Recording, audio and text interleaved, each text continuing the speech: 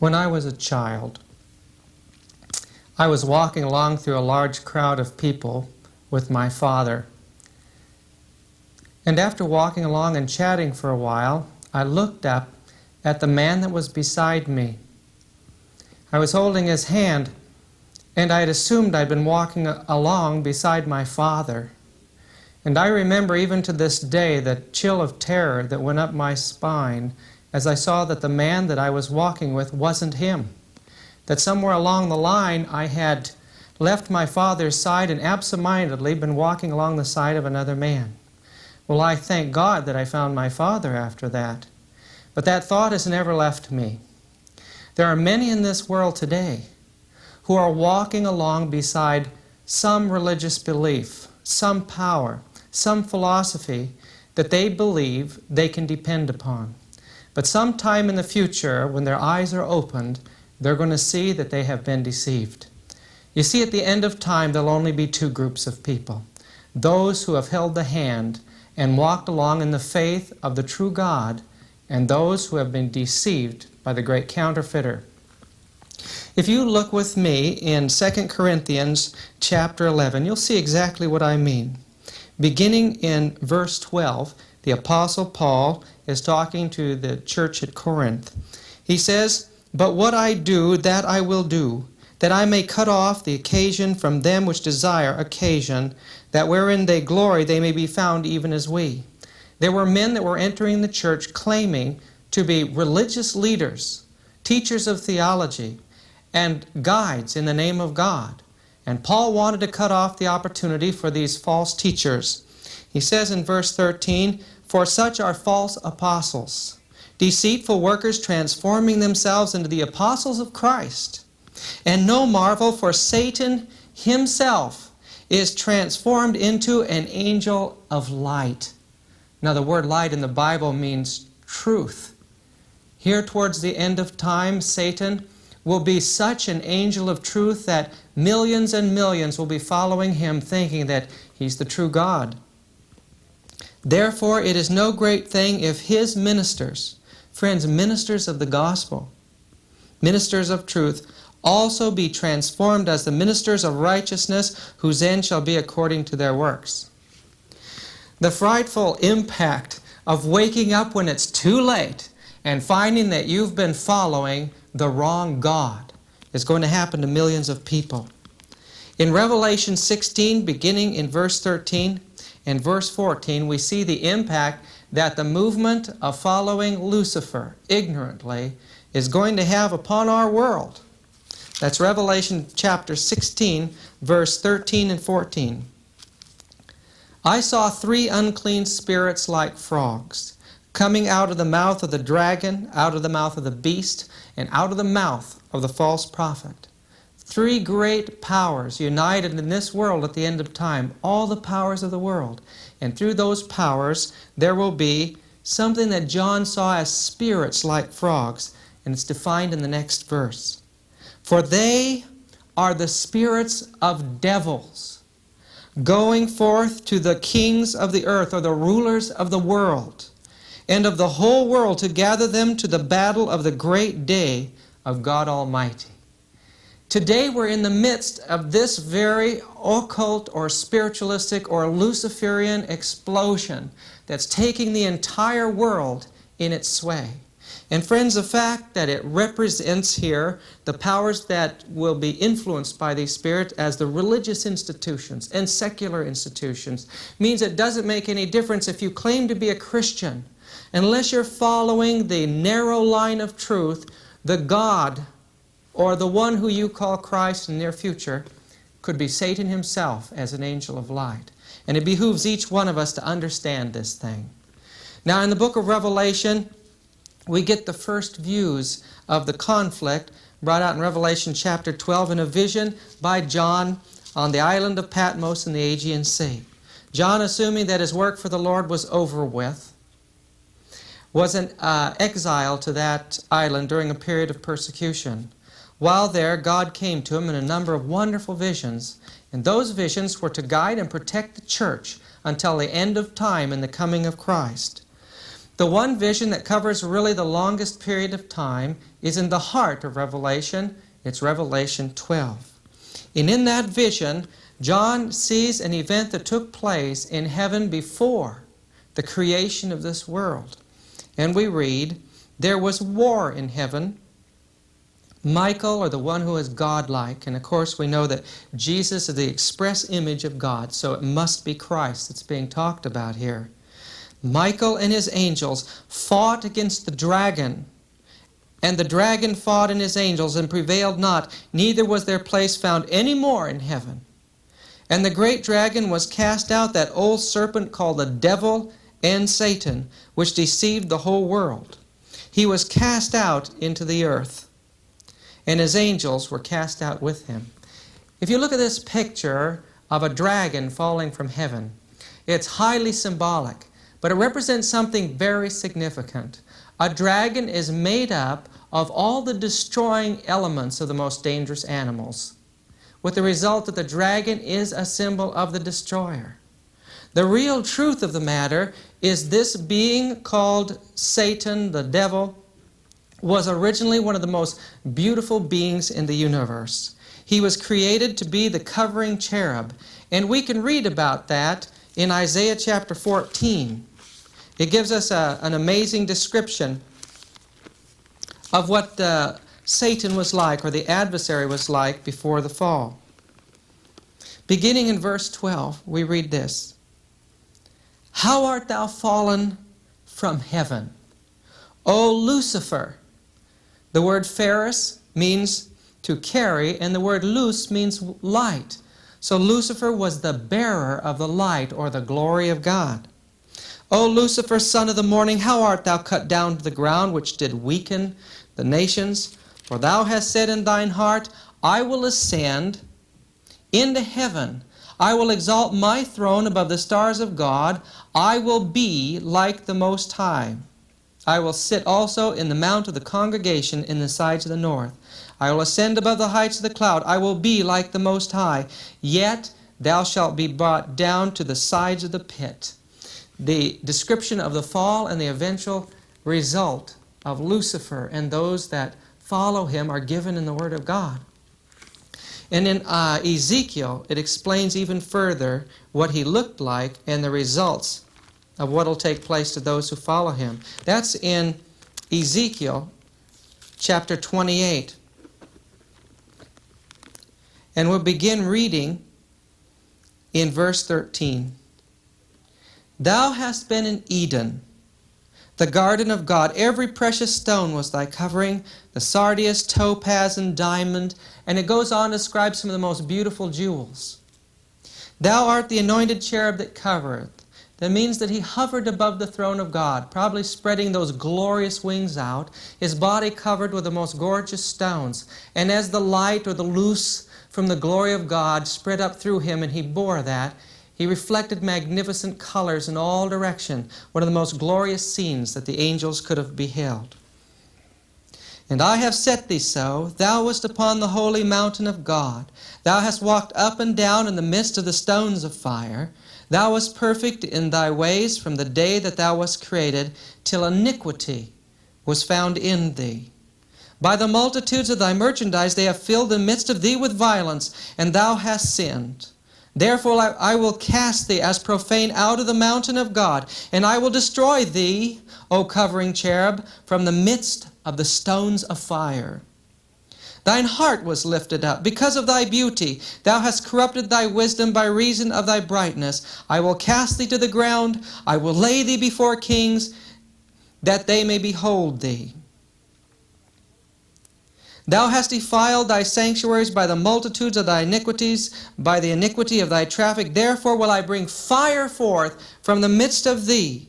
It shall devour thee, and I will bring thee to ashes upon the earth in the sight of all them that behold thee. Satan and those that follow him, even if they sincerely are deceived, friends, are going to end up burned to ashes on the surface of this earth. Look with me in the book of Malachi, in the last chapter, chapter 4. And there's a description of what will happen at the end of this world's history.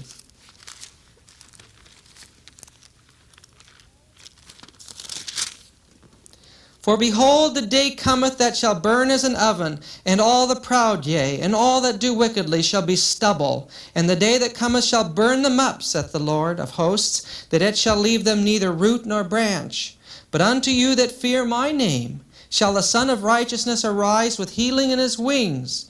And ye shall go forth and grow up as calves in the stall, and ye shall tread down the wicked, for they shall be ashes under the soles of your feet in the day that I shall do this, saith the Lord. There is no future in following Lucifer. Today, and I say that, if I was just talking to Christians, they would say, well, of course I believe that. Why are you presenting this? Because today, Lucifer is a beloved leader among the largest group of religious believers in the world. The worship of Lucifer is witchcraft. And that's the fastest growing movement in the world today. There are many today that are holding the hands of another god who are going to wake up in terror one day. Now you remember the story of Lucifer in the Bible, how he fell from heaven. God announced that he was now the adversary, that's the word Satan. And coming into the Garden of Eden, he took the form of a serpent, or a dragon, a winged serpent. And there, through that medium, he deceived Eve into eating the fruit of the tree, bringing about the woe and misery into the world of man. But the one thing that's interesting about that is what the serpent said. It said that ye shall not surely die. The teaching of the immortality of the soul has transcended every religious institution. There is very, very few in this world today that believes that when you die, you go to sleep. But this is the number one doctrine that is being used by Satan today to deceive the world. If you would turn with me to the book of Psalms. That'll be Psalms chapter 115. We'll read about what happens to a man when he dies.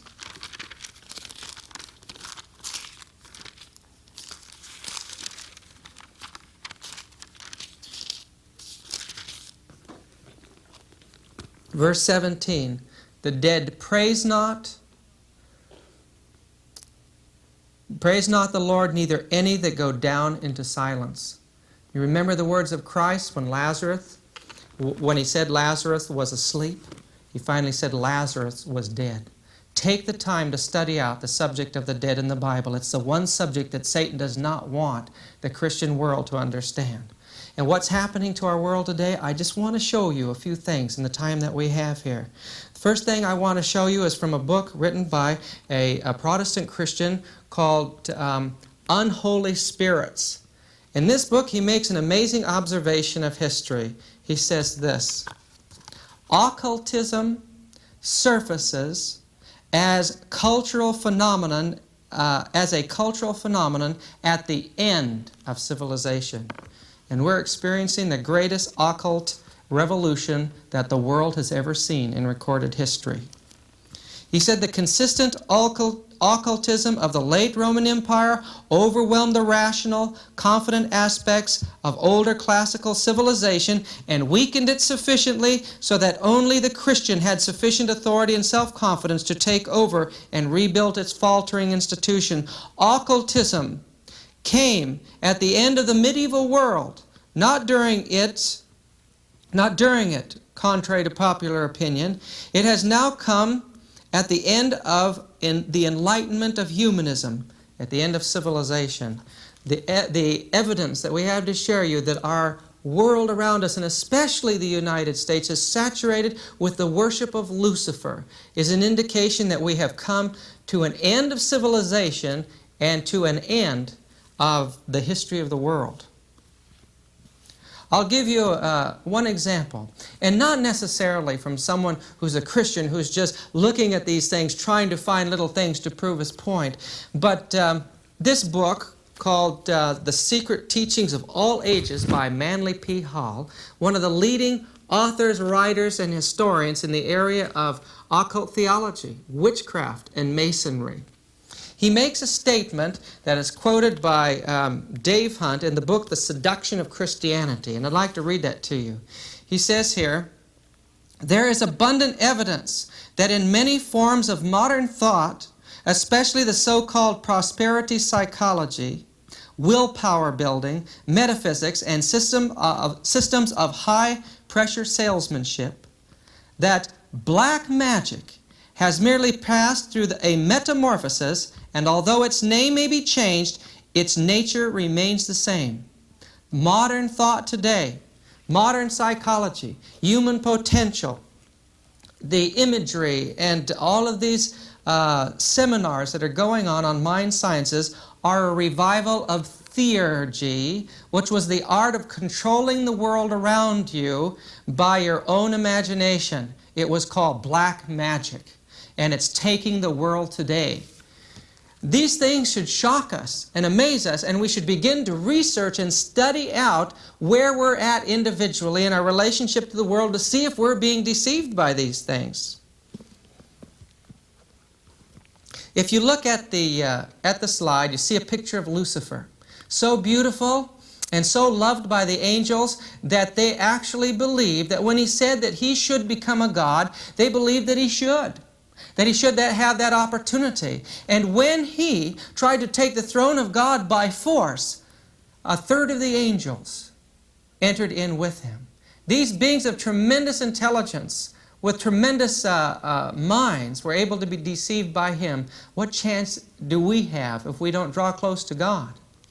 Now, the image of the serpent was used in Eden, and we can see that it has been used in every major pagan culture throughout the world ever since. Look at this quotation from a Mason, one of the leading Masons, a man by the name of Pearson. It says that all the mysteries throughout the world were the same in substance, being derived from one source and celebrated in honor of the same deities, though acknowledged under different appellations, is further evidenced from the fact that they are traced to the plains of Shinar before the dispersion of mankind. As we go to the plains of Shinar, we find that the head god of the pantheon of Babylonian deities, the head demon, the word demon meant the spirit of the dead. It didn't mean a fallen angel in the original terminology. It meant worshiping the dead. The head demon was Enlil, the Lord of demons, the serpent god that waits in the path to destroy mankind. You see, the Babylonians did not believe you have to worship a good god, but you must worship the destroyer to placate him. The entire system of Luciferian worship, the Luciferian conspiracy, originated around a fear religion, a fear of death.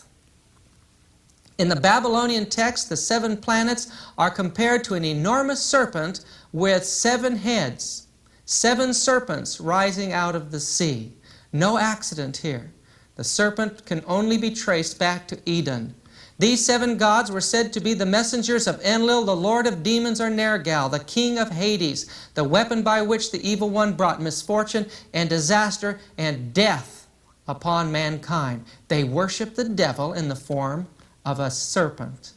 The Greeks pictured Hydra with 7 heads. In Chinese myths, each head of Hydra was said to rule over 7 planets. Giant 7-headed serpents are found in temples in Indochina, and the sun god Buddha is sometimes pictured with 7 heads, or seated on the 7-headed serpent. The Yazidis of Mesopotamia worship Shaitan, the devil, and claim that he had 7 forms.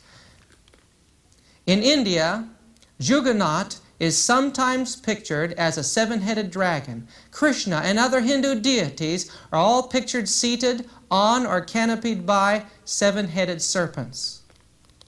And in India, this day, Shiva is worshipped as a 7-headed serpent himself. The Romans had a building called the Septizonium, and the 7 zones. A common title for Rome was Septimonium, or the 7 mountains. The whole concept of the 7-headed dragon, the serpent that rules over everything, can be seen saturating the cultures of this world. The Maya god Ahuachapat, which is translated serpent with 7 heads, was similar to Chikmoto. The Indians of Southern California worshipped a 7-headed serpent. The Pima Indians worshipped a seven-headed serpent. You can go down to Mississippi area and find along the Mississippi River a great 300-foot serpent with the symbol of the cobra and great mounds in the ground and a convolution of 7 convolutions. It was the universal worship of the serpent all the way down through the centuries. I've been to Oslo and walked under the arch of one of those Scandinavian churches of the Vikings, and the entire arch is made up of the carvings of a writhing serpent with wings. And I've seen the Quetzalcoatl and Kukulkan of the Mexicans and the Mayans and the Peruvians. And I've been to Egypt, and there, as you go into Hatshepsut's temple tomb, you'll find 2 great serpents on either side with wings, and their bodies convolute all the way up to the inner sanctuary.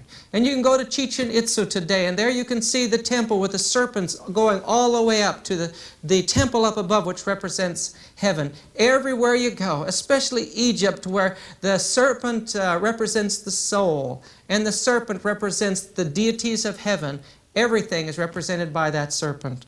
It's the most amazing thing that this entire world is saturated with the belief in the ancient serpent god. Lucifer, that old devil, the serpent, the dragon, knows that the best way that he can destroy mankind is over the issue of death. He lied to man in Eden that he could live forever, and now men look at death with the hope of life afterwards. Now, every one of us is going to face that grave someday. All the way through the centuries, when men lost contact with their loved ones, the wail of suffering has gone up. This is the greatest motivation in the heart of man. And then when each one of us look in the mirror and we see the wrinkles forming and we see the gray hairs forming, we know that we're dying while we're alive. Our bodies are dying. Every one of us face the grave. All the way through the centuries then, leaders, intelligent men, researchers have tried to delve into the mysteries beyond the grave and understand something of what happens there. They've tried to make contact with spirits beyond the grave, anything to find out where they could get a hold of the power. And so when you go into ancient pagan cult worship that revolves around the sun god, it all revolves around the worship of this life-giving energy that somehow man would somehow have the ability to contact God and get this power. The picture on the screen right now is the Egyptian god of the dead, Serapis. And notice that although he's the god of the dead, and these people used to eat little white circular cakes that were dedicated to this god in the belief that somehow they could get that god's power inside of them to give them more life. Look at the top of his head. He has a hat, and on it is a little branch that's budding. So the god of the dead, the destroyer, the one who's in charge of the grave, is also worshipped in the pagan world as the life giver. The whole concept of makeup was the idea that the spirits of the dead would come back to a priest, a shaman, or a witch doctor. And the witch doctor would direct the people to paint themselves up to look like this spirit in order to pay homage to it, to gain power from it. Now this picture here, a symbol of a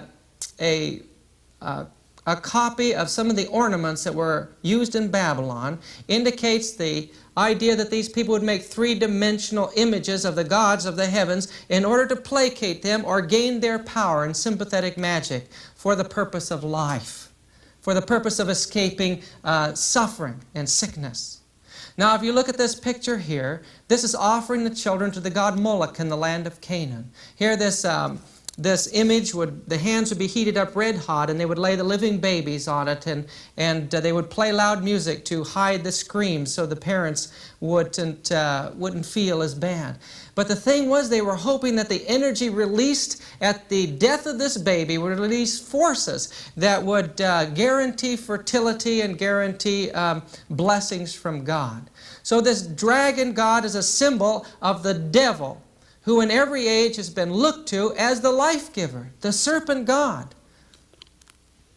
In the Roman Church, they have duplicated the universal idea of receiving life through eating the wafer. That wafer is in the shape of the sun god, the symbol of the life-giving power of the serpent god.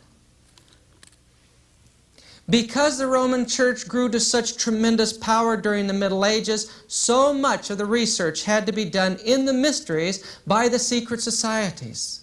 In some of the old castles, men who worshiped the ancient Kabbalic rites of the Jews worshiped them secretly for fear of persecution. And other men that delved into other areas of witchcraft and communication with the dead had to do it secretly or they would be persecuted. For at that time, the Roman Church taught that communication with the dead was her area alone. And even to this day, she believes that instantaneous contact with the dead is to be in the veil of the Roman Church. So the real history of the occult during the centuries of the Middle Ages can be found primarily and only in the secret societies. Some of these societies would kiss a symbol of a goat god or the devil and would be initiated into the belief of the immortality of the soul and contact with the dead. Terrible oaths were accepted to keep the people from revealing what they were learning in these secret societies.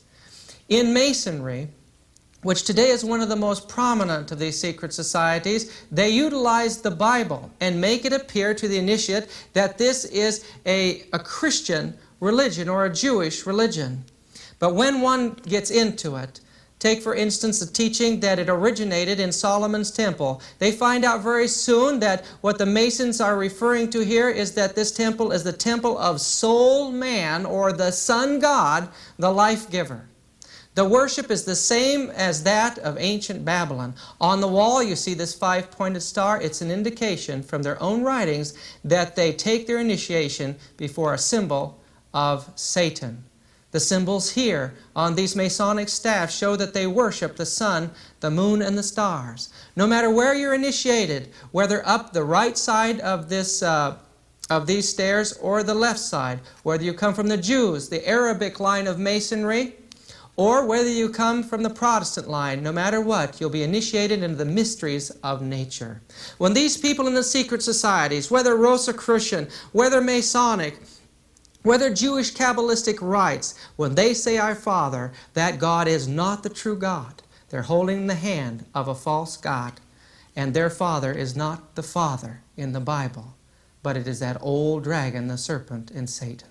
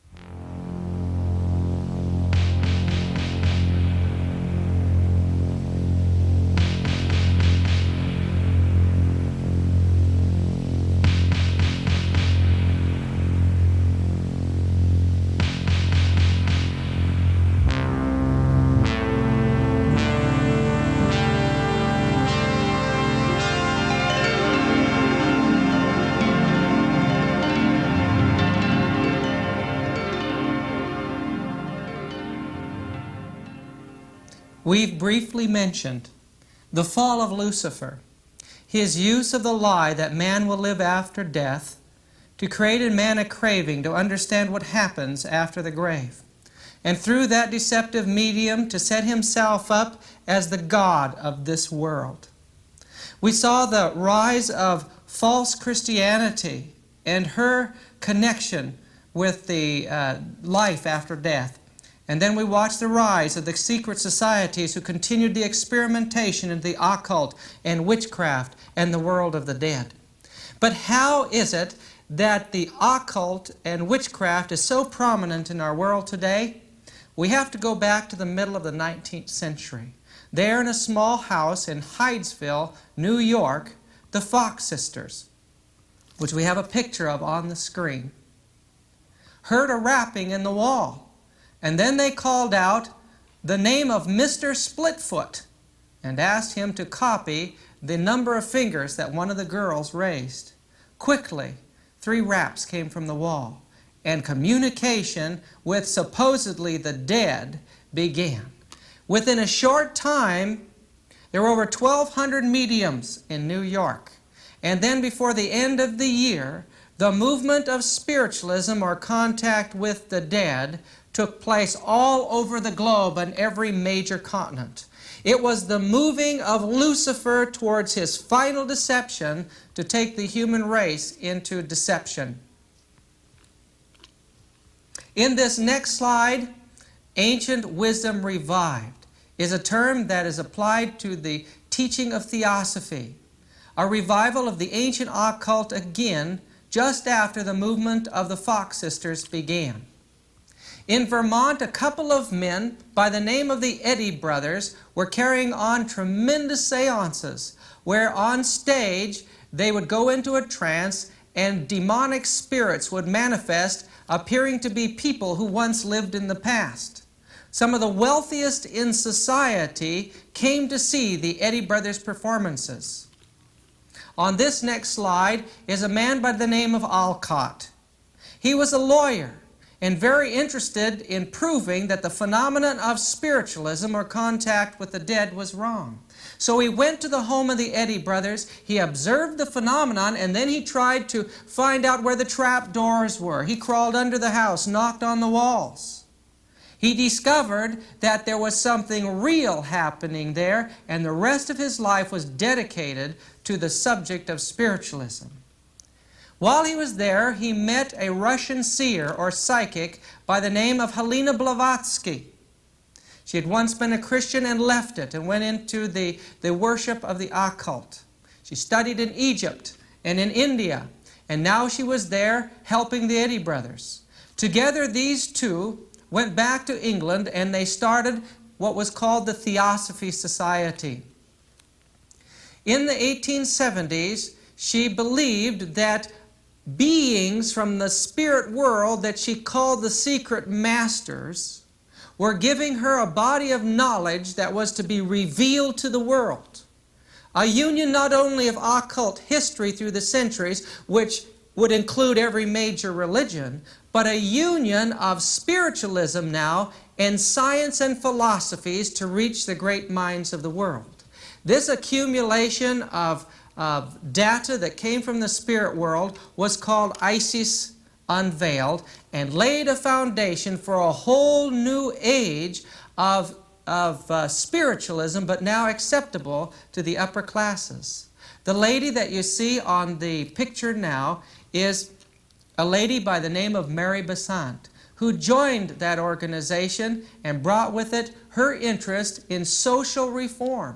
It was here that we see the seed of the passive social movements that have affected our world today. Everything from women's liberation to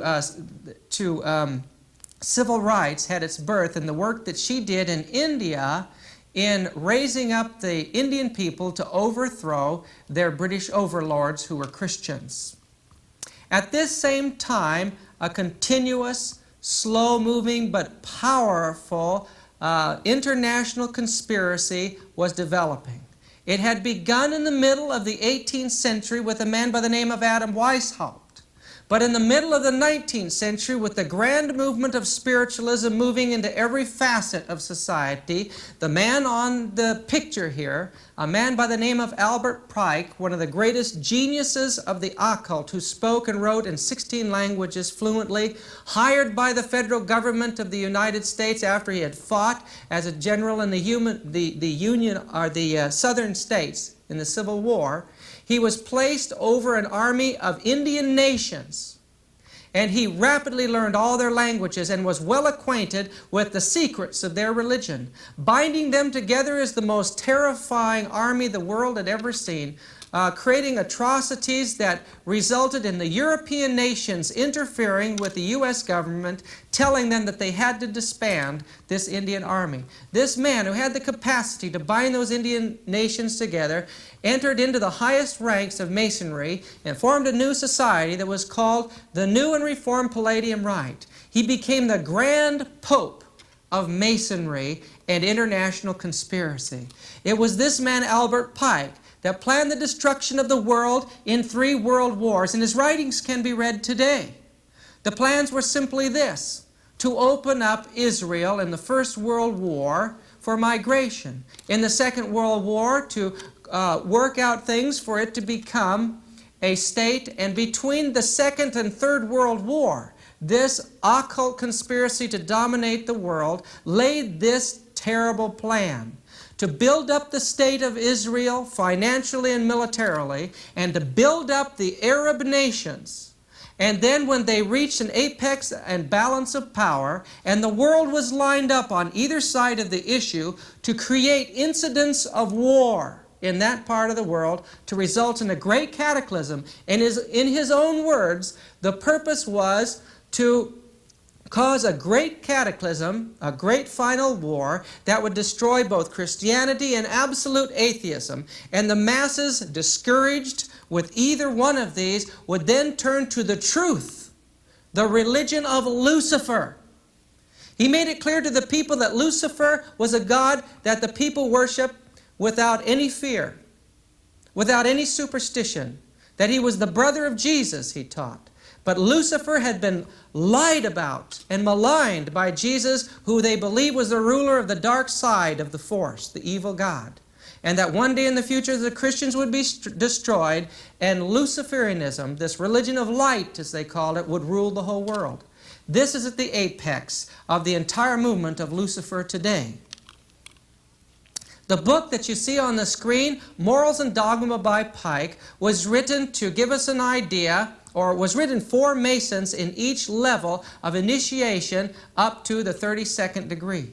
Above the 32nd degree, it'll take up to 15 years, thousands of dollars, and traveling around this world to special retreats for instruction to get to the 33rd degree. Most people believe there's only 33 degrees, but now we know from study that there's degrees up to the 90th degree. Aleister Crowley was a 90th degree Mason, and he started the Rosicrucian Society in San Jose, indicating a close union. A friend of mine became a Rosicrucian, and one of the first things when he was initiated that he learned was that he would very soon be met by something called the White Brotherhood, who would teach him the mysteries, the secrets of the spirit world. Very soon he found out what it was. The Great White Brotherhood was the spirit world, and in his dreams he was taught the secrets of the occult. Supposedly Masonry claims that its purpose is to teach the consoling doctrine of the immortality of the soul. So in history, we have a number of converging movements. You have the public movement of spiritualism, a revival of witchcraft. At the same time, you have the Theosophical Society, merging it with the scientific and philosophical world. And then you have behind the scenes, underneath, a tremendous international movement to bind the whole world together under the worship of Lucifer. And I read you the prophecies that at the end of time, the spirits of devils would go forth to the kings of the world and bind them together to war against God. But remember what we had read, that Lucifer will manifest himself as the angel of light or truth. It could be your local church that's leading you down the path to hell, and you wouldn't even know it because you assume that it's truth. Anytime you run into teachings, philosophies, or theologies, or manifestations that are based upon the idea that man has an immortal soul, you're holding hands with the devil, no matter how nice and good the philosophy seems. The movement of this into scientific circles began to take place towards the end of the 19th century. The picture on the screen shows a number of people who are elite in society and scientists. These folks believed that everything that could be seen by the senses must be true. They had early on rejected the Bible as the answer to what was happening in our world. And they believed that Genesis was basically just a Hebrew myth that was devised in Babylon when they were incarcerated there. So when they would see physical manifestations caused by demons, they would believe it. And they had no other recourse but to try to explain it by the means of what the spirits were saying. The world was just set for tremendous deception, and there was very little outside of the Bible to warn people what was happening. I remember reading about one incident where a number of scientists were in the room. As they sat there quietly, a spirit manifested through the medium that was tied to the chair so she couldn't do anything that was deceptive. One of the scientists believed that it was a hoax, and he dove on the spirit to grab it and tear the clothing or the sheet off, to be soundly beaten up, beaten to a pulp, and then the spirit disappeared. We're dealing with terrifying powers when we're dealing with the occult. Do you think that man was a believer after that? Of course he was. The only ones that aren't protected from this are those who know their Bible and know that the dead know not anything and can command these demonic spirits to leave in the name of Jesus. One dear Christian woman, after her husband passed away, spent many lonely nights. One day she came to her pastor and she said, "Pastor, I can't bear it any longer. I don't know how long I'm going to last. Every evening, my husband comes through the doors in our living room and stands there and stares at me. And each evening I quote the Bible that the dead know not anything and command him to leave. And he turns around and walks away. But she said, I am so lonely. I don't know how long I can bear this. I miss my husband so badly." And the pastor and this lovely lady prayed together, bound the powers of the demons in the name of Jesus, and it never came back again. That's evidence, friends, evidence that these spirits are not from the other world. It wasn't long ago, while I was in Berkeley doing a missionary project there, that a man came and introduced himself as a high priest in the occult. He said that he had 119 spirit guides that guided him, manifested to him, gave him powers and abilities, and he led out in a witchcraft cult or witchcraft church. I asked him if he would like for me to get rid of his demons for him. And in terror, he walked away. Friends, I don't care what these beings say. At the Word of God, they disappear. Please study the Word of God. If you look at this screen, you'll see two ladies, Leonora Piper and Eusebius Palladino. Leonora Piper was from the United States. Eusebius Palladino was from Italy. These two women were constantly surrounded by supernatural activity and became the focus of a number of scientific investigations because of just a few demons, maybe one, doing things around these women. The entire intellectual world was largely swayed by the manifestations. I don't care how intelligent a man is. One demon that is deceiving them or manifesting can deceive all of the brilliant brains in the world if they're not connected with the true God. This gentleman on the screen is named Daniel Holmes. He was called the Flying Scotsman. Daniel had so many manifestations that at one time scientists began to gather. In one episode that I read about, a group of these scientists were in his living room, several stories off the ground. The window was only open about 18 inches. And as they waited there for Daniel to come in, they were beginning to get a little irritated.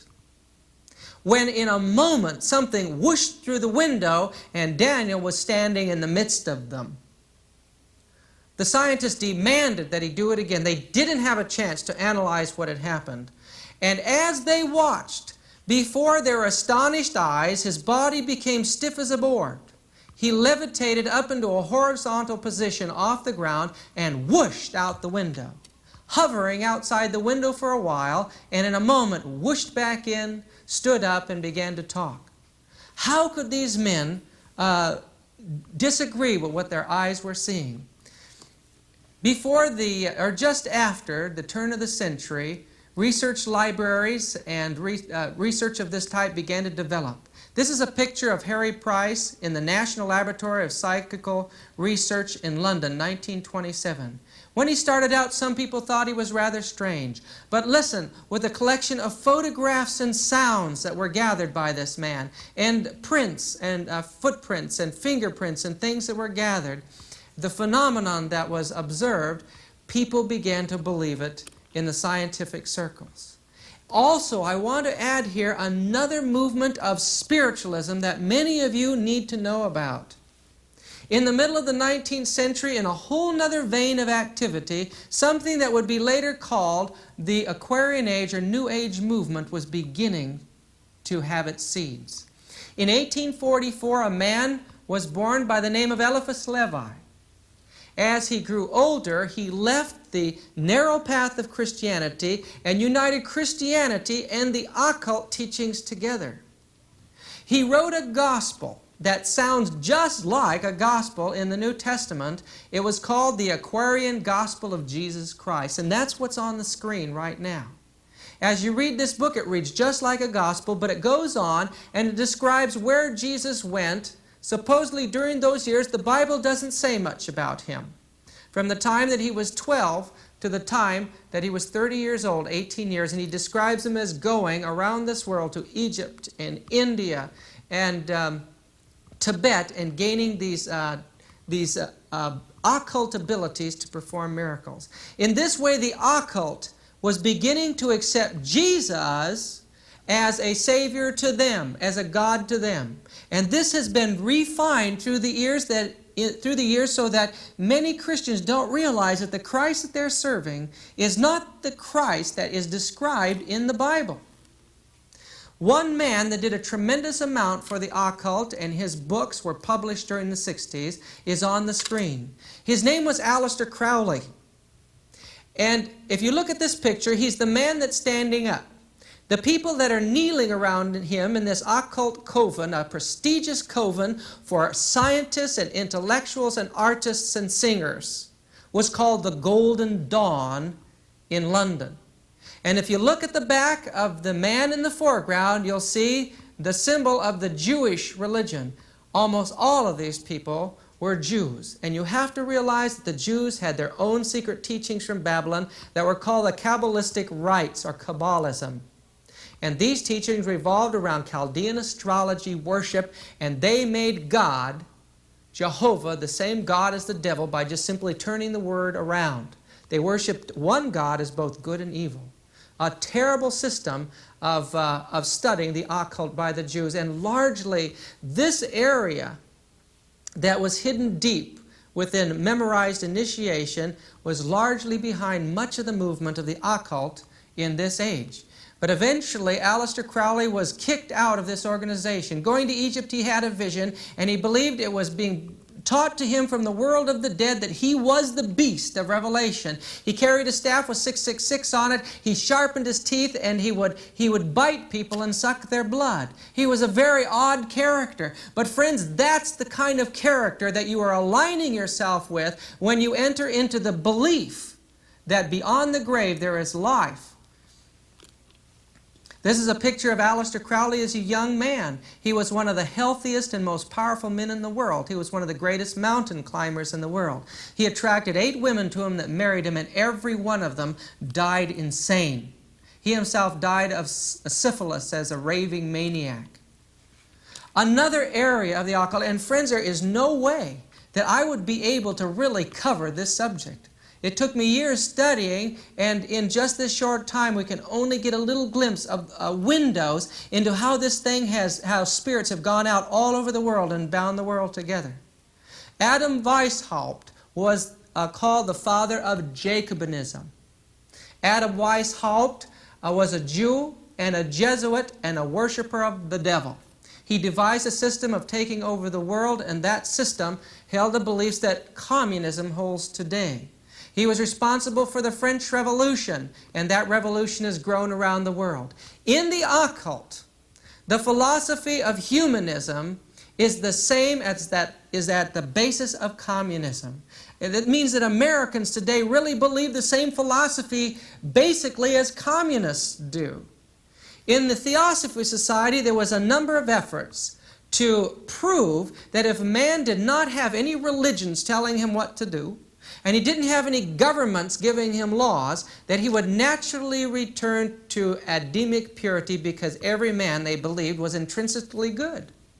That the God self, or Lucifer, that is in every man, is a good God, a God of love and a God of light. And if he was just left alone by the institutions of the world, man would gravitate towards goodness. And so they tried time and time again to establish little utopian communist societies. They were tried many times in Europe, many times in America. The woman on the screen is a theosophist by the name of Catherine Tingley. And she started one of these groups at Point Loma, California. It lasted longer than any of the other groups. But the problem was that after a while, people would get to fighting. Do you know what one of these men said as he observed this phenomenon time and time again? The problem is, we just can't find the right people to prove it. What the problem was, that man is not intrinsically good. It's part of the lie of the immortality of the soul and the lie of the nature of Satan. You take any combination of men without the power of God's love controlling their lives, and you put them together for 24 hours a day, even for a month, and you'll find a bunch of men who are going to try to kill each other. The nature of Satan will come out unless we have religion, unless we have governments controlling or giving us boundaries. We need that today. Annie Besant, the one that I had mentioned, that came into the Theosophy Society and was largely involved in developing the concept of civil unrest, pacifist resistance to take over governments, later took the place of the seer Madame Blavatsky in what was a portion of the society that was considered to be esoteric, or that which studies the metaphysical elements of things. Now, Annie Besant was an interesting woman. She was very, very brilliant. In a continuing interest to bind spiritualism with science, her and another man, a man by the name of C.W. Leadbeater, began to experiment with self-hypnosis, meditation, in placing themselves into the world of what's called astral travel, or having your mind or your body travel through the electrical vibrations of nature. And they claimed that they would be able to infiltrate the molecules and analyze the world of science by seeing the molecules in spirit form. And they published thousands of pages on this type of dribble. You can still see this stuff, and you can buy it today if you would go to one of these centers around the world. There's still a center in India. There's still a center in the United States. There's centers in London and other places. Now, Leadbeater continued this research, and also he trained young boys. He was a homosexual. He had been a Roman Catholic, got into spiritualism, adopted theosophy, started a Reformed Catholic church that was a spiritualistic organization. And one day, while one of the boys he was having an affair with, he claimed he noticed an aura around this boy that indicated to him that this boy was going to be the Christ. He continued to train this boy, and at one point the boy began to talk as if he was possessed by a spirit, and that spirit was Christ talking, and immediately tried to rush him to New York. The result of this boy, whose picture is on the screen, by the name of Krishnamurti, when he got to New York, the spirit left him. Why New York? The prophecies of the Bible indicate to us that the great movement of spiritualism will have its apex in its center here in the United States. And somehow the spirits guided them to bring this boy to the United States to announce that he was now the Christ. Well, he's not the Christ. Everything fell flat, and now he's one of the speakers still in the occult world that's believed to possess powers, Krishnamurti. Another man that Satan moved upon to take over the world was a man by the name of Adolf Hitler. He was a member of the Vril Society, which was a society that believed that the earth was hollow, that an advanced evolutionary race dwelt there called the Vril people and had the Vril power. And they believed that they lived in a place called Shambhala. He spent millions of dollars in the Third Reich trying to find the world of Shambhala to gain the secrets of the Vril power so that he could rule the world. Many didn't realize that. In the Thule Society of India, they used the swastika in the form of the destroyer. While when he was a child, in Bavaria, in the little school that he went to, on the altar of that Catholic church, yes, he was a Roman Catholic, was a symbol of the swastika, because the Roman Church uses all symbols of the pagan crosses today on their altars. Now Hitler, and his face is on the screen right now, was trained by a medium to be a medium for spirits in an effort of Satan to rule this world through this man. But I want to tell you something else, that Hitler was called by the Roman Church the child of the papacy. As spiritualism and Romanism worked together in the movement of the Third Reich to take over Europe and begin a confederation of German states to systematically take over the world. He was closely associated with a man by the name of Himmler, who led out in the SS, and Himmler's uncle was a Jesuit priest from the courts of Bavaria and came to lead out in the SS. That SS, or that occult society, was controlled by the Jesuit order within it. And you saw the terrible results of Lucifer's conspiracy in Europe. Friends, do you think it's going to be any different here at the end of time? Do you think that falling for the New Age movement's going to make any difference? Mussolini, the picture on the screen right now, was a Satanist, and at the same time the Roman Church brought him to power. Do you think that the movements that brought about the destruction of Italy at that time during the war are going to be any different than those that fall for these deceptions today? Absolutely not. I beg you to study your Bibles as you've never studied before. And please, friends, do not give in to the movement of spiritualism in any of its ramifications.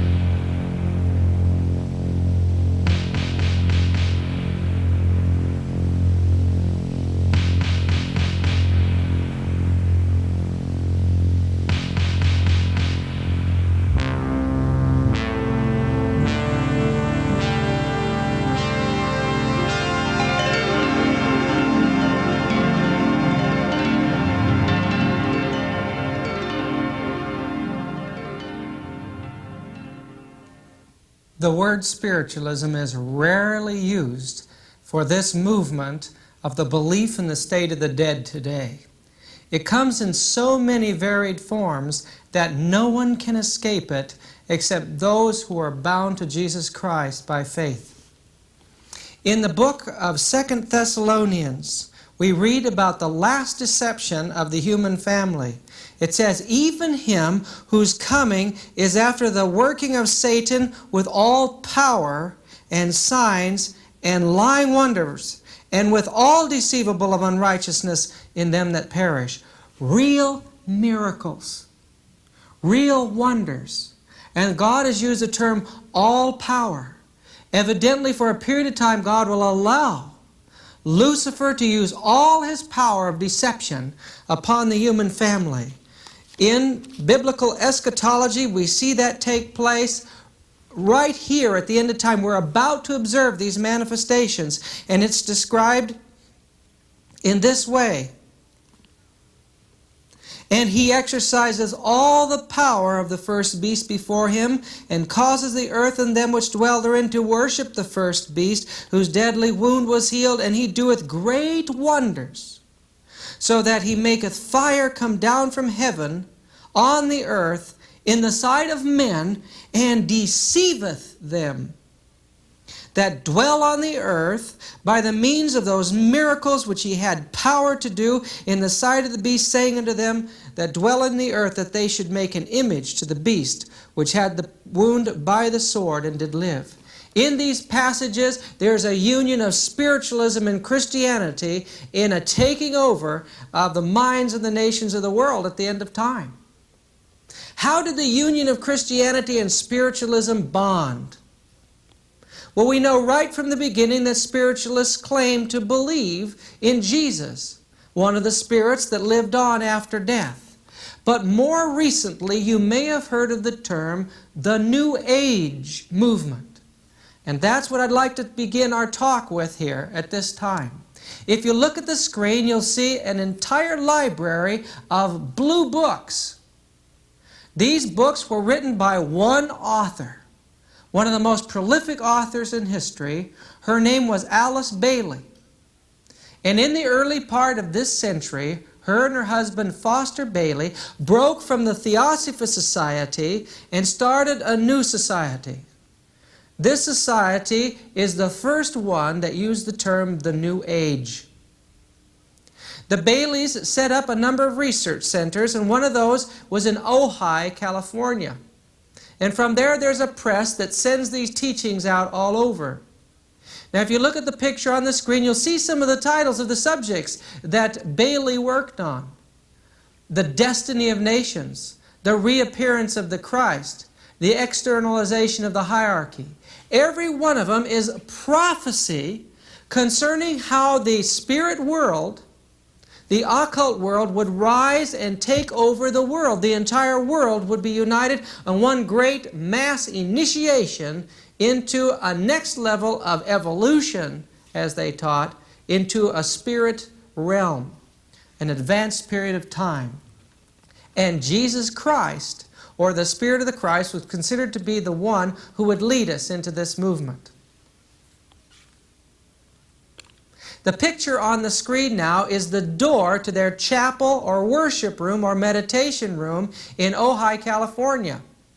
And I want you to notice some things about this door. As you look at the animals that are on it, you'll notice that they're signs of the zodiac. All the signs are on that door. This has its base in astrology worship, which originated in Babylon. And then if you look above that, you'll see O's and V's. Well, what significance does that have? The occult worship the serpent. And on the back of the cobra is where the O and the V and the U and the S, sacred symbols in the occult that represent the number 6 and its power. These people are virtually worshiping the ancient system of serpent or devil worship that came from the plains of Shinar. And they don't know it. It's all dressed up in a modern garb, a scientific garb.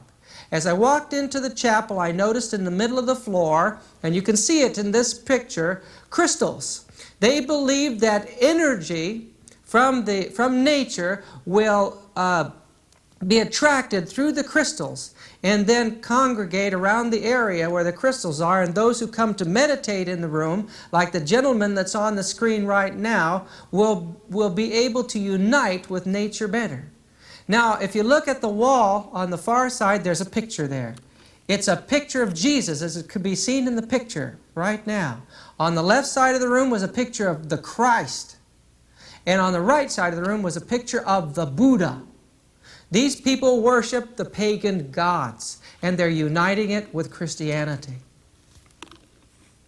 The next picture is a picture of a man by the name of Benjamin Creme. Benjamin Creme was caught up in following the flying saucer movement, which teaches precisely the same system of mental exercises and communications with the other world, in this case, the other worlds out there. When he began to study the New Age teachings, he saw it was the same system, but in this system, the ones on the other side of the grave were spiritual masters or advanced people and beings that live in the hollow earth. In fact, Mary Besant, the leader of the Theosophy Society, told her that she was directed by the spirits that lived in the kingdom of Shambhala, the same place that Hitler was trying to find, and that she was directed to go to England and begin a movement in behalf of the indigenous Indians to regain their government for themselves. It was this movement, Theosophy, that got a hold of a man by the name of Gandhi and moved him into a prominent position.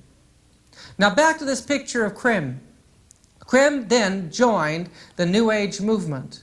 He claimed that the Christ would come and that his name is Maitreya, the Buddhist name for the coming one, the loving one that's coming. He claimed that this Maitreya would fulfill all of the prophecies of all of the religions around the world, and took $200,000 of his own money and purchased full-page advertisements in the pages of the newspapers of the world. Even now, these people still claim that this man is simply waiting, a Pakistani man in London is waiting for the time when he is to go forward and manifest the Spirit of Christ before the world and lead them into this next age. Benjamin Crane wrote this book that's on the screen, The Reappearance of the Christ and the Masters of Wisdom, the Spirit World. The picture that I'm showing you is the World University of America. It's one of hundreds, if not thousands, of institutions in America and around the world that are presenting the idea that all religions are really one religion.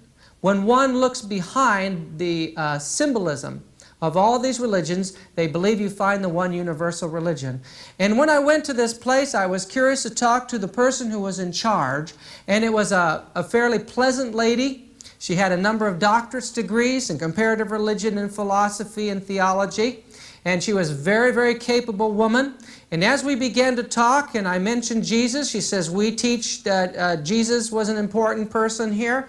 And I talked about Lucifer. Yes, she knew what Lucifer was. And I said, now, you know that Lucifer fell from heaven. And she said, he never fell from heaven. Lucifer never fell. And she completely lost her composure. She says Christianity is a bloody religion, a terrible religion, a religion of hate. And there she exposed who her real God was.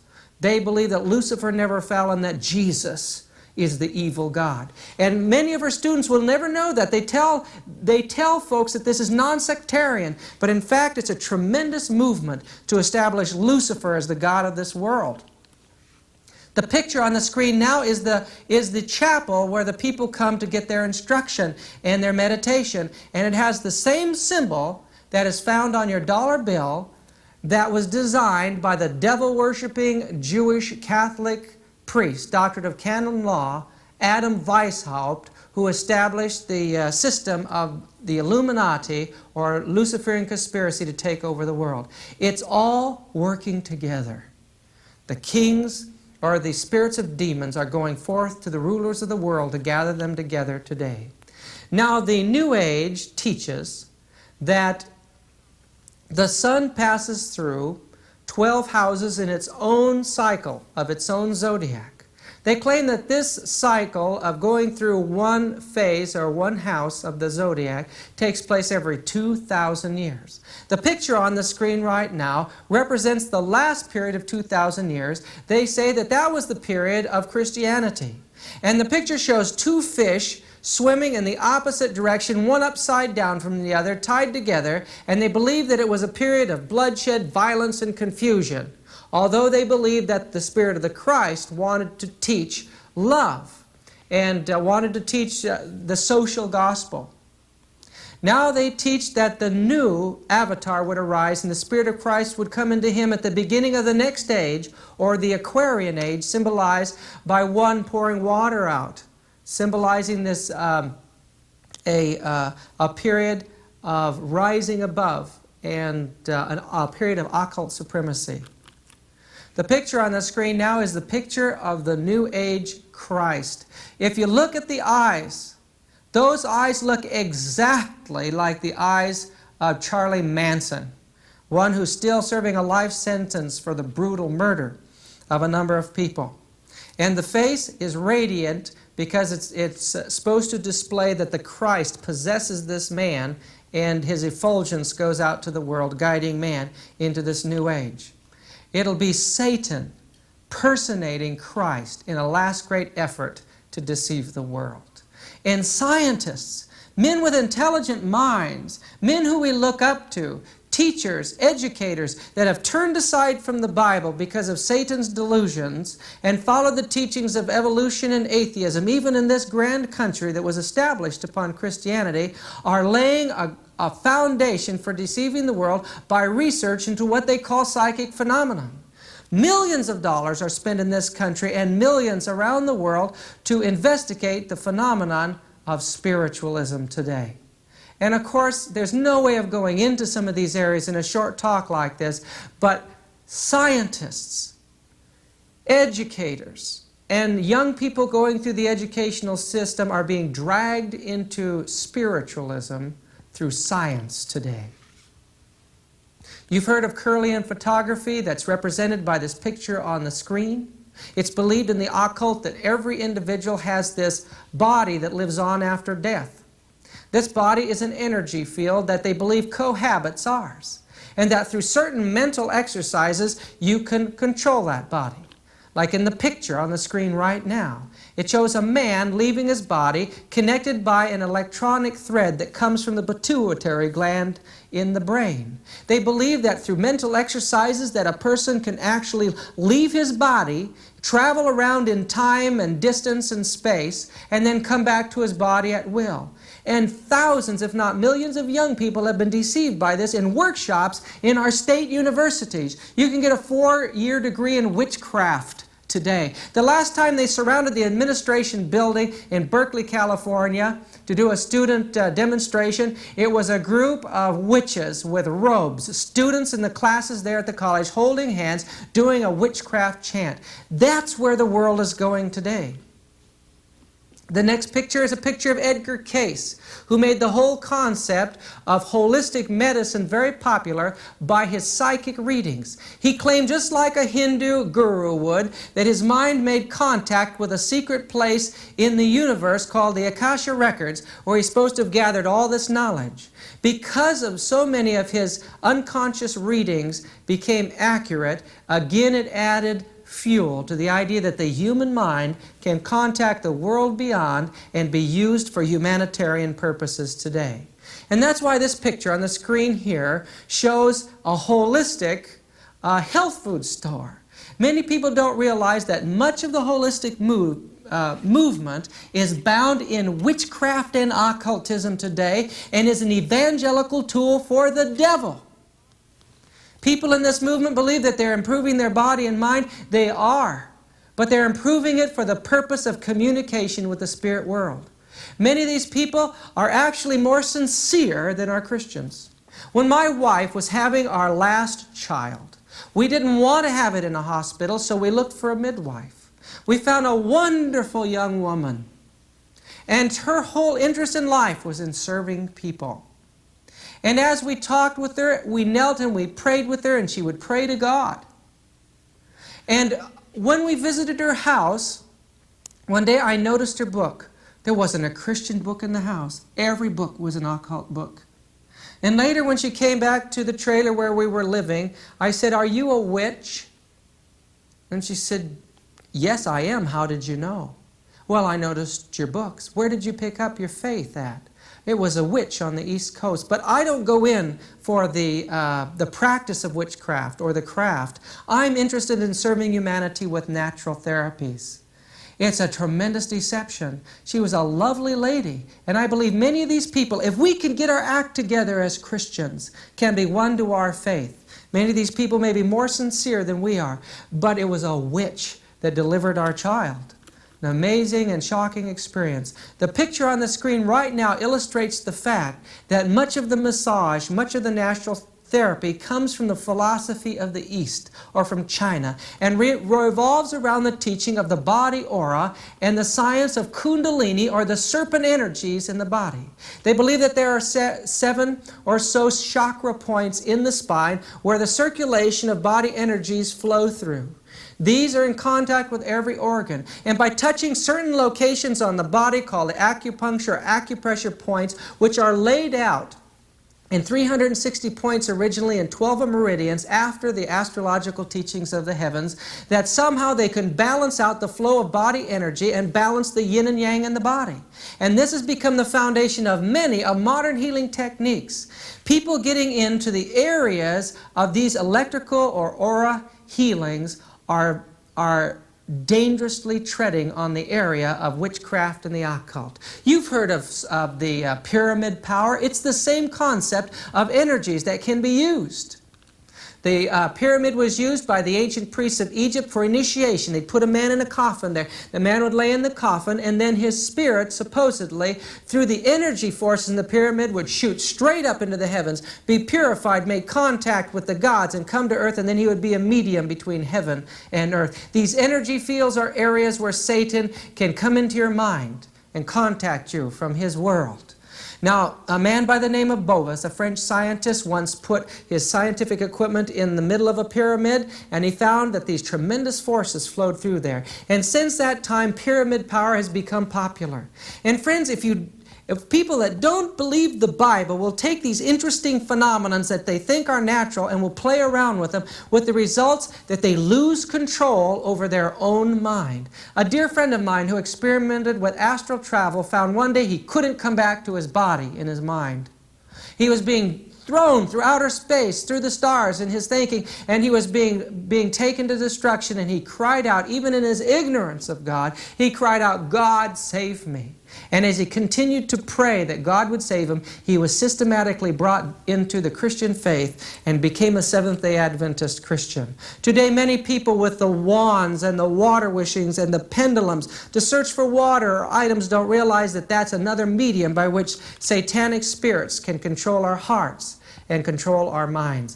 The picture on the screen now is a woman who is ignorantly playing around with the devil doing water witching, claiming that the body is an electronic instrument and through that stick will have a sympathetic electronic attraction to the water, which has a slight magnetic charge. Friends, I studied with a man who did this professionally for a while. He came to me privately and he said, "Listen, I can't love my wife anymore and I don't know what's wrong. I don't love my children and I'm an elder in a church and yet I have no interest in Christianity." He says, "I know that something's wrong inside me. I can't even read my Bible." We got down on our knees and prayed. I found out that he had done water witching, and we bound the power of Satan. And I had him confess the sin of being in contact with the occult. 2 weeks later, his wife came to me. She says, "I don't know what you talked to my husband about, but he's not the same man. He's out there visiting people in their homes and praying with them. He studies his Bible every evening, and we have the most loving relationship today." Friends, you get involved with these spirits and you lose the joy of life that can come with a proper relationship with God. The picture on the screen now, a dragon with two little children, illustrates the kind of things that many people's minds have been grown up on. Look at this, Mickey Mouse, the Sorcerer's Apprentice. You probably thought that at least Disneyland was okay, but it's not. The next scene shows Mickey Mouse from his fingers coming electrical energy of witchcraft. Disneyland and these cartoons and television is a means by which occultism is being pumped into the minds of your children. Get the television out of your house. Destroy it if you have to. It's one of the main mediums for spiritualism today.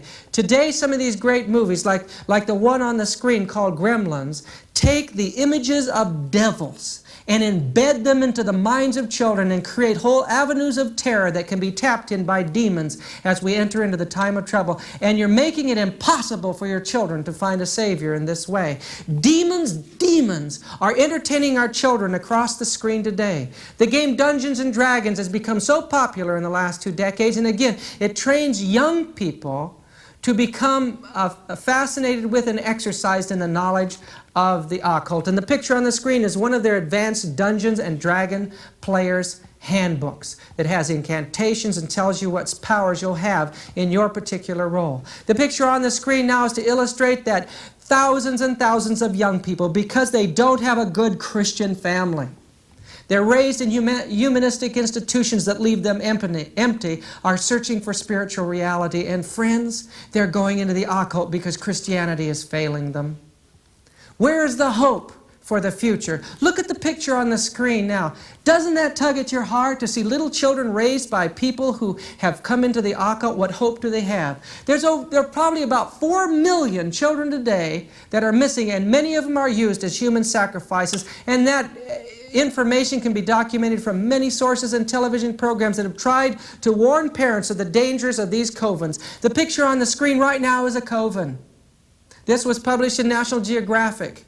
A coven is usually a little witchcraft church group of about 13. When the picture was taken, they noticed blue electric energy across that screen around this group. And look at the children, what chance do they have?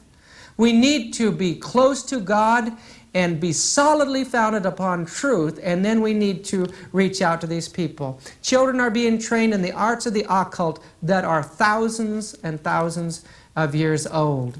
Many of these young people are brought into this while they're in high school. Look at the picture of this witch's face on the screen today. These people are not happy. They're searching for something. And many people go to their death dying of drugs or being destroyed by demons or something in one way or another, thinking that they'll find power and thinking that they'll find happiness in these movements. The book, The Necronomicon, and other books like it can be found on almost any bookshelf in any bookstore.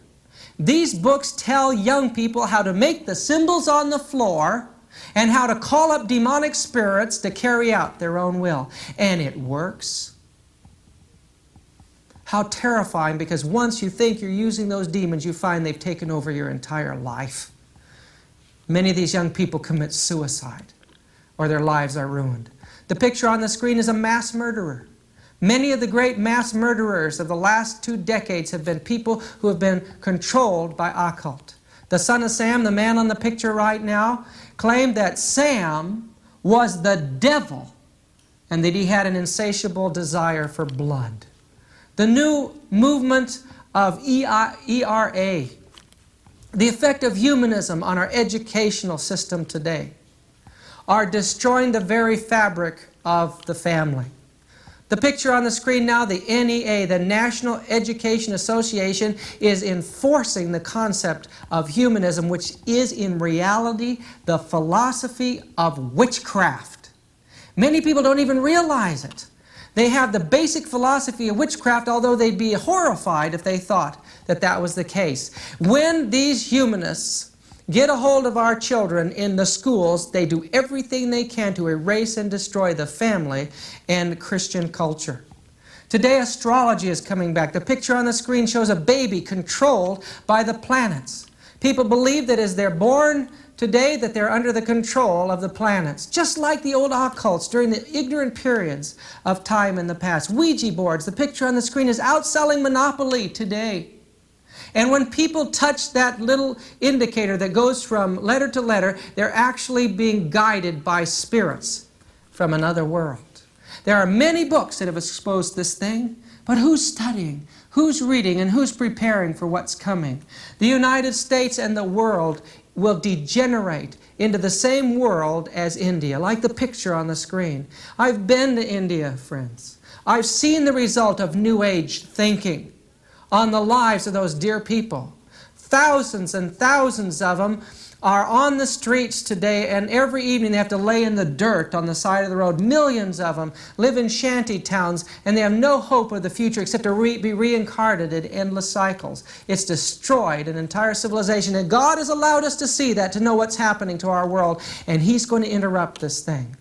This movement is a conspiracy. If you look at the picture, you'll see the Aquarian Conspiracy, a book by Marilyn Ferguson that came out in the 70s that gives us or the early 80s, that gives us a picture of the fact that there's a vast coalition of occult interests around the entire world that's moving us reluctantly but forward into a whole new way of thinking, a whole new age of occult supremacy. The work of men through the dark ages of conspiracy are now blossoming in the world, and we're finding ourselves bound by Satan. In the book, A Trip into the Supernatural, Roger Morneau found out the secret of the New Age. In that book, he points out that as he came into this devil-worshipping group that worshiped fallen angels, that in the worship room they saw a painting. And he asked, who's this a painting of? The priest says this is a painting of Satan. Yes, he says, you probably wonder where the animal-like characteristics have gone. And this priest laughed. He says it's very important that Satan or these demons make it so that people do not believe that spirits really exist, so that they can control in the years ahead.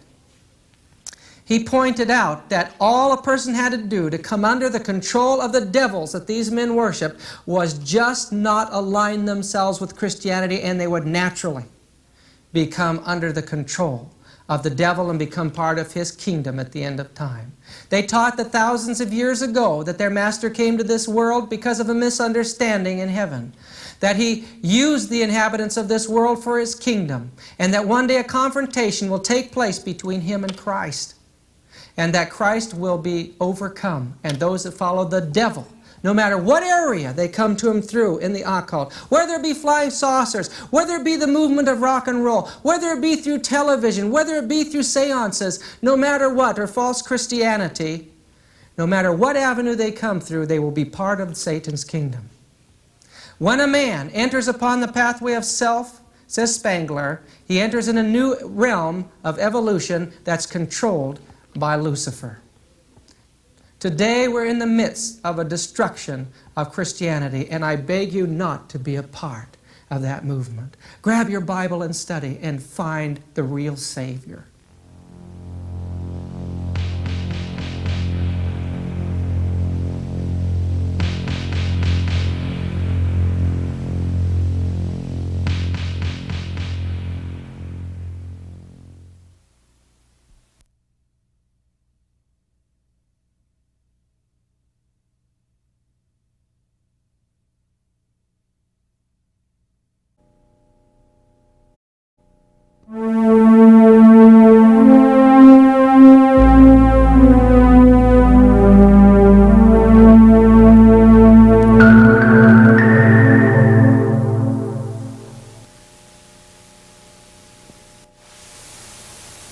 The Luciferian conspiracy begins with the lie that man is immortal.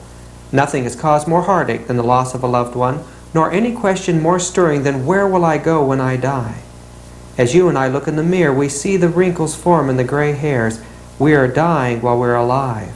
Death is stalking as a relentless predator. We never know where or when it's going to strike next. It may be a loved one, or even ourselves. If a lying spirit made contact with us from the dead, we'd certainly believe it, wanting to believe that our loved one is alive, or that there is life for ourselves beyond the dead. Life is such a precious thing. The mystery of life has been something that has been sought after by man in every age. Men have done terrible things in their search for life to unlock these mysteries.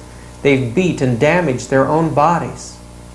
They've listened to the lying teachings of esoteric priests, offering up their own children as human sacrifice.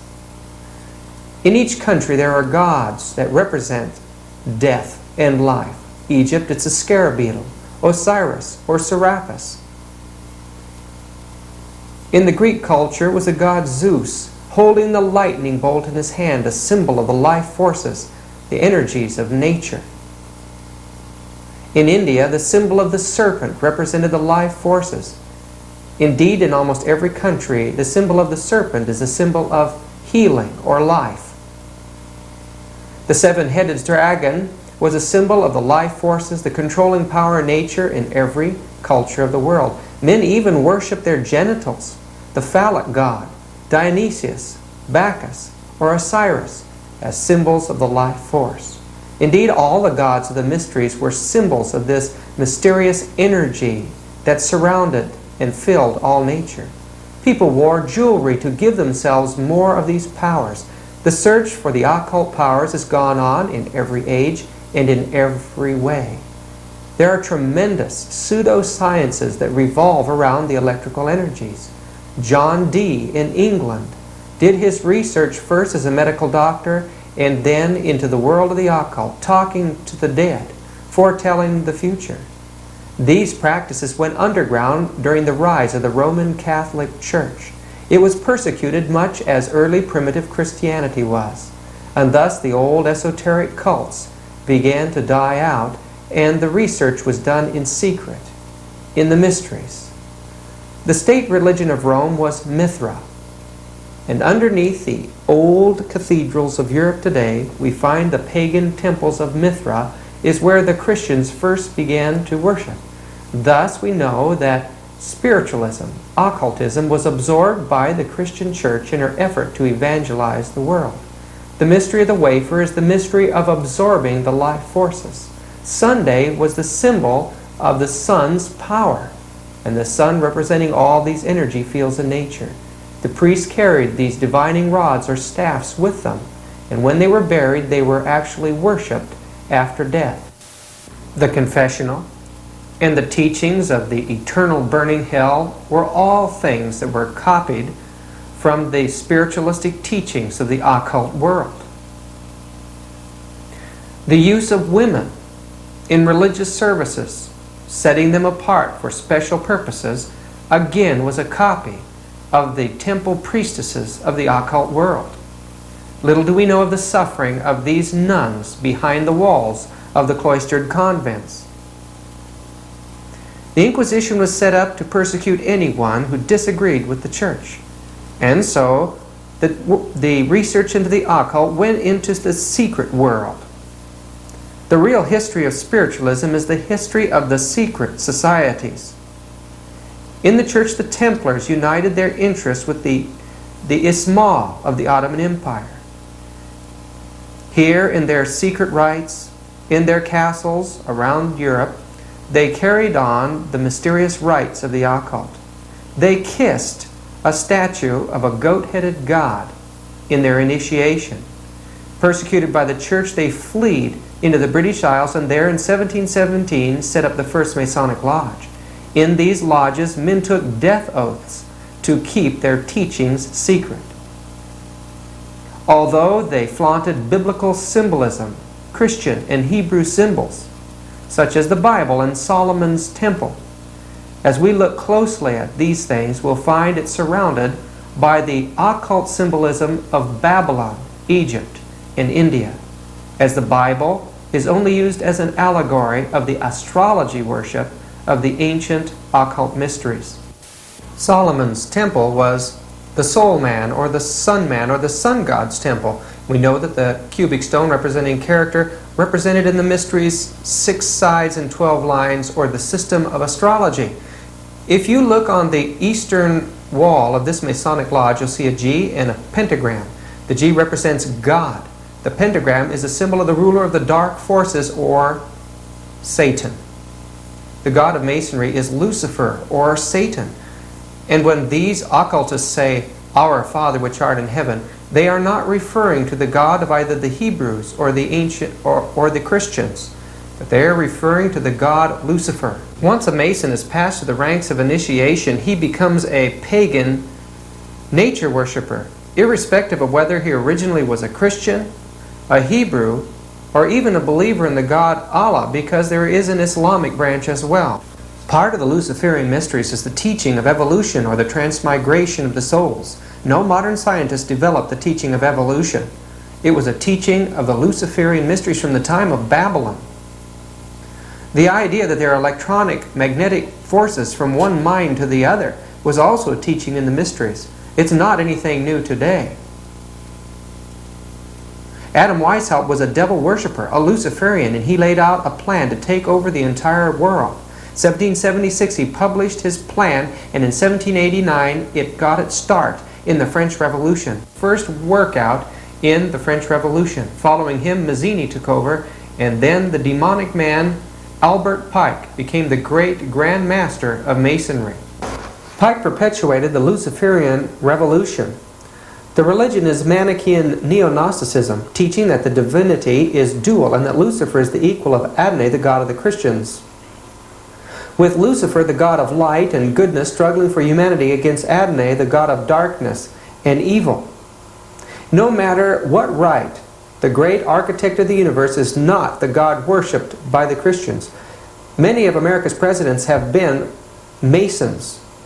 In 1921, Colonel Mandel House set up the Council on Foreign Relations, the Luciferian conspiracy in the United States. In 1913, with Wilson, they captured the destiny of America's financial institution. Mussolini was a Satanist, an occult worshiper, and Hitler was a member of the Vril and Thule Society, both Hindu societies whose symbols was the swastika. He and Himmler believed that there was a world beneath the earth called Shambhala with Vril power. They tried to tap into the Vril power and felt if they could find it, they would rule the world. In the SS initiation, they took a vow to Lucifer at midnight. The racist concept, evolutionary teaching of Hitler that destroyed so many millions of people is the same philosophy that's behind the whole New Age Luciferian movement today. Aleister Crowley was one of the leaders of the occult world. His law of man indicates the kind of law that the occultists believe, that man has the right to do whatever he wants to do on the earth, to work as he will, play as he will, rest as he will, die when and where and how he will. That man has the right to eat what he will, to drink what he will, dwell where he will, to move as he will on the face of the earth. That man has the right to think what he will, speak what he will, write, draw, dress as he will. That man has the right to love as he will, to take his fill and will of love. That man has the right to kill anyone who would get in his way. The slave shall serve. Crowley was an example of the selfish immorality of Luciferianism. It was in the middle of the 19th century that the movement of spiritualism became real popular. It started in Hydesville, New York. A couple of little girls called the Fox Sisters heard some rappings in their bedroom. From that time on, in 12 countries simultaneously, spiritualism was born. These young girls became mediums. 100 mediums began in New York that year. It spread everywhere. Everyone was wanting to know something about the occult. Men like Daniel Douglas Holmes, the Flying Scotsman, Eusebius Palladina, and Leonore Piper, mediums that had many things happen around them, became popular objects of psychic scientists who were trying to explain in some way the mysteries of the occult, but without believing the Bible. The Eddy brothers in Vermont established an inn for psychics to come to. There they had a stage, and they would put on psychic performances where spirits would dance and play music and things on stage. Henry Alcott, a lawyer from New York, was very interested in the occult and went to the Eddy Brothers Inn to find out about these things. There he met a Russian seer by the name of Helena Blavatsky. She had also come there to investigate the Eddy Brothers phenomenon. Together, they established the Theosophy Society in 1875. In 1877, she published 2-volume set Isis Unveiled. Working together, they eventually went to India and established the center of the Theosophy Society there. Coming back from India, in London, Madame Blavatsky wrote The Secret Doctrine and published it in 1888. It became the foundation of occult philosophy from that time. Mary Besant took over Blavatsky's place. She worked in India to establish human rights movement there. She claimed that she was directed by the god of the underworld, or Shambhala, the lord of the world. She worked closely with a man named Leadbeater, a homosexual and a former Roman Catholic. Leadbeater, now a spiritualist, entered into research in the area of mind sciences. He noticed the aura of a young man, Krishnamurti, and believed that this would become the Maitreya, or the Christ, but they were terribly disappointed. Catherine Tingley, another theosophist in America, tried to establish a communist program, a utopian society in Point Loma, California. Manly P. Hall, the great Masonic writer, claims that his inspiration came from the Secret Doctrine. Eliphas Levi wrote the Aquarian Gospel of Jesus Christ, the occult explanation of the 18 lost years of Jesus, where they claim that he learned the mysteries of the occult. Alice Bailey established the Arcane School. Now, Alice Bailey merged Christianity and the occult movement, the Luciferian teachings, and formed what we know of as the New Age movement. She was a prolific writer. She believed that these secret Tibetan masters that were communicating with mankind were leading them into a new age of evolution, and that soon this secret hierarchy would become a public hierarchy when every human being was initiated into the Luciferian religion. Her and her husband, Foster Bailey, established the Crotona Institute in Ojai, California. Visitors come there today. There's a press there. Publications are sent all over the world. In their meditation room, I noticed the door to it had not only symbols of astrology, but the V and the O. I know from studying Gnosticism that these were symbols of the cobra, or of the serpent power, symbols of the god Lucifer. In the room, there were crystals. They believe that these attract cosmic energies or forces. A young man was meditating there in front of them, and behind him I was shocked to see a picture of Jesus on the wall, as they worship Jesus, but not the Jesus that you and I know of. On the other wall was the Buddha. They worship Jesus and Buddha together. In Ojai, California, the World University of America teaches occult sciences. I talked to the proprietor. She became angry when I suggested that Lucifer had fallen, violently angry. The symbol in their meditation room was the same as on our dollar bill, that which was designed by Adam Weishaupt, the symbol of world revolution and Luciferian conspiracy. Benjamin Cream, once a worshiper of the saucer intelligences, now has accepted the teachings of these spirit masters of Lucifer worship. He published an announcement in newspapers all over the world stating that the Christ was now here, and believes that very soon Maitreya, the Buddhist Christ, will manifest himself to the world, and believes he's a prophet to bring that message everywhere. Marilyn Ferguson, in her book The Aquarian Conspiracy, is teaching that the world is passing into a whole new age. This is called the Age of Aquarius. They say that the last 2,000 years was a period of Pisces, of Christian supremacy, but that the next 2,000 years is the Age of Aquarius, when the occult will be revived. They believe that we're about to receive a new avatar. An avatar is a teacher, a great world teacher or master to come before mankind and lead him into the next step of evolution. This new teacher, although he's called the Christ, is not the Jesus Christ of the Bible that many people worship today. But this New Age teacher is the spirit of what they call the Christ. The one they claim will inhabit the body of a man and will guide humanity into an age of peace, an age of spiritual enlightenment. This is the fastest growing movement in the world. Thousands have claimed to look for the coming of some sort of Savior. The Jews, a Messiah. The Christians, Jesus Christ. The Buddha, Maitreya. The Luciferians claim that this one that is coming will answer the need and the cry and the prophecies of every religion in the world. A vast movement for the initiation of the entire human race is taking place today. Harry Price established his laboratory for psychical research in London. Since then, psychic research, or ghost busting, has become a universal pastime, made popular by the movie Ghostbusters. Psychic research is taking place all around. It's believed that the unconscious aspect of men's minds has hidden powers, and that through mental exercises, men can somehow harness these powers.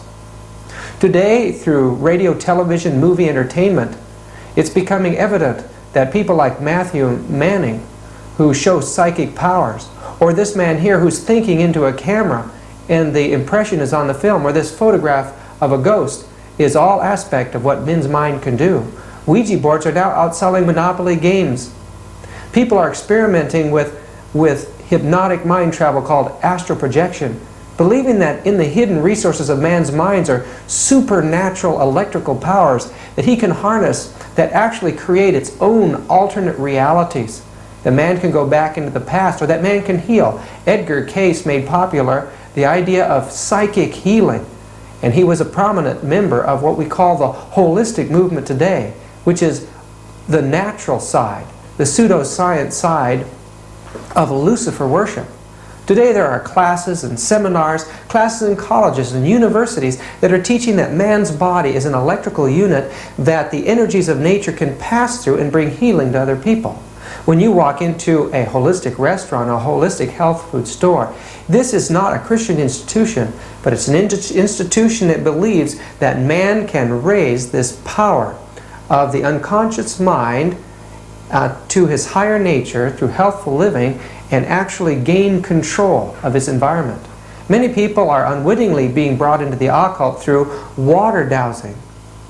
This ancient art of finding water is the use of man's body as an electrical conduit.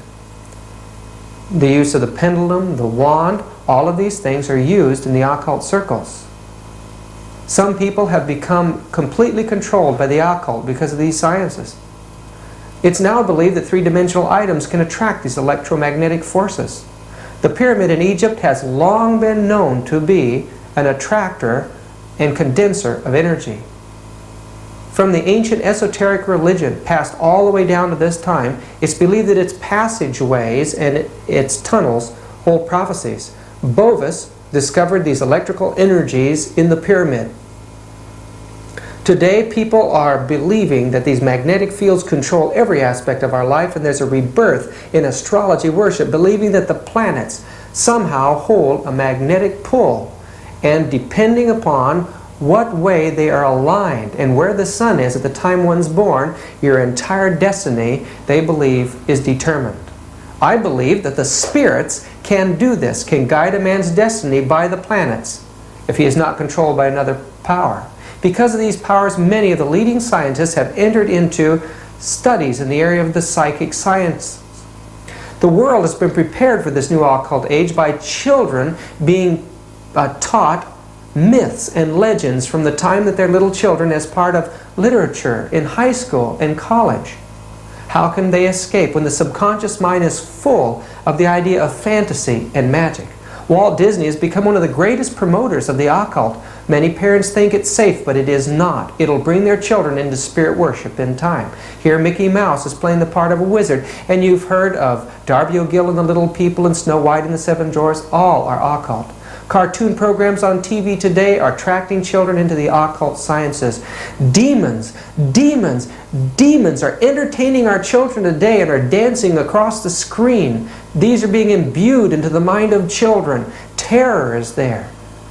One little program called Gremlins, soft little fuzzy things, become demons to the children. Children never forget these things, and they become means of affecting the rest of their life. The most popular game today is Dungeons and Dragons, an occult game of imagery. The occult believes if you can control a man's imagination, you control his whole life. They teach if you can imagine things hard enough, they'll come true. This is a revival of the ancient Northern European witchcraft, the belief in the cosmic powers of the ancient European witchcraft gods. Dungeons and Dragons has a powerful effect upon the mind.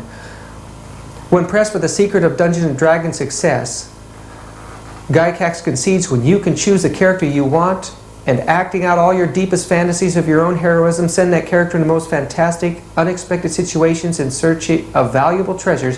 When you can see that character gaining experience and proficiency, then you have gained a direction for your entire future.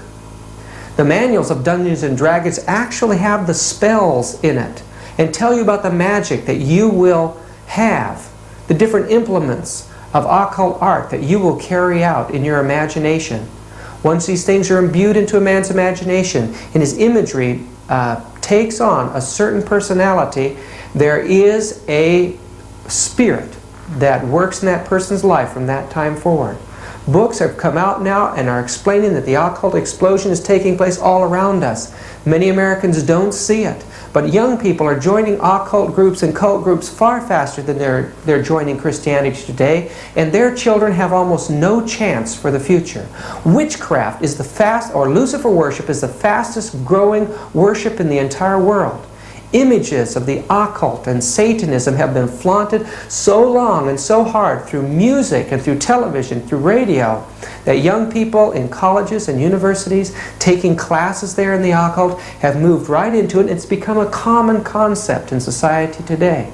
This newspaper article tells about witches that do a public ancient witchcraft rite that is thousands and thousands of years old, and inviting the public to come and see it.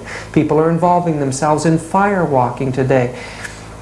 What is this developing? A whole new age of morality where women want to give up the natural responsibilities of women. The book The Necronomicon, Witchcraft Rites, is now available publicly in any bookstore.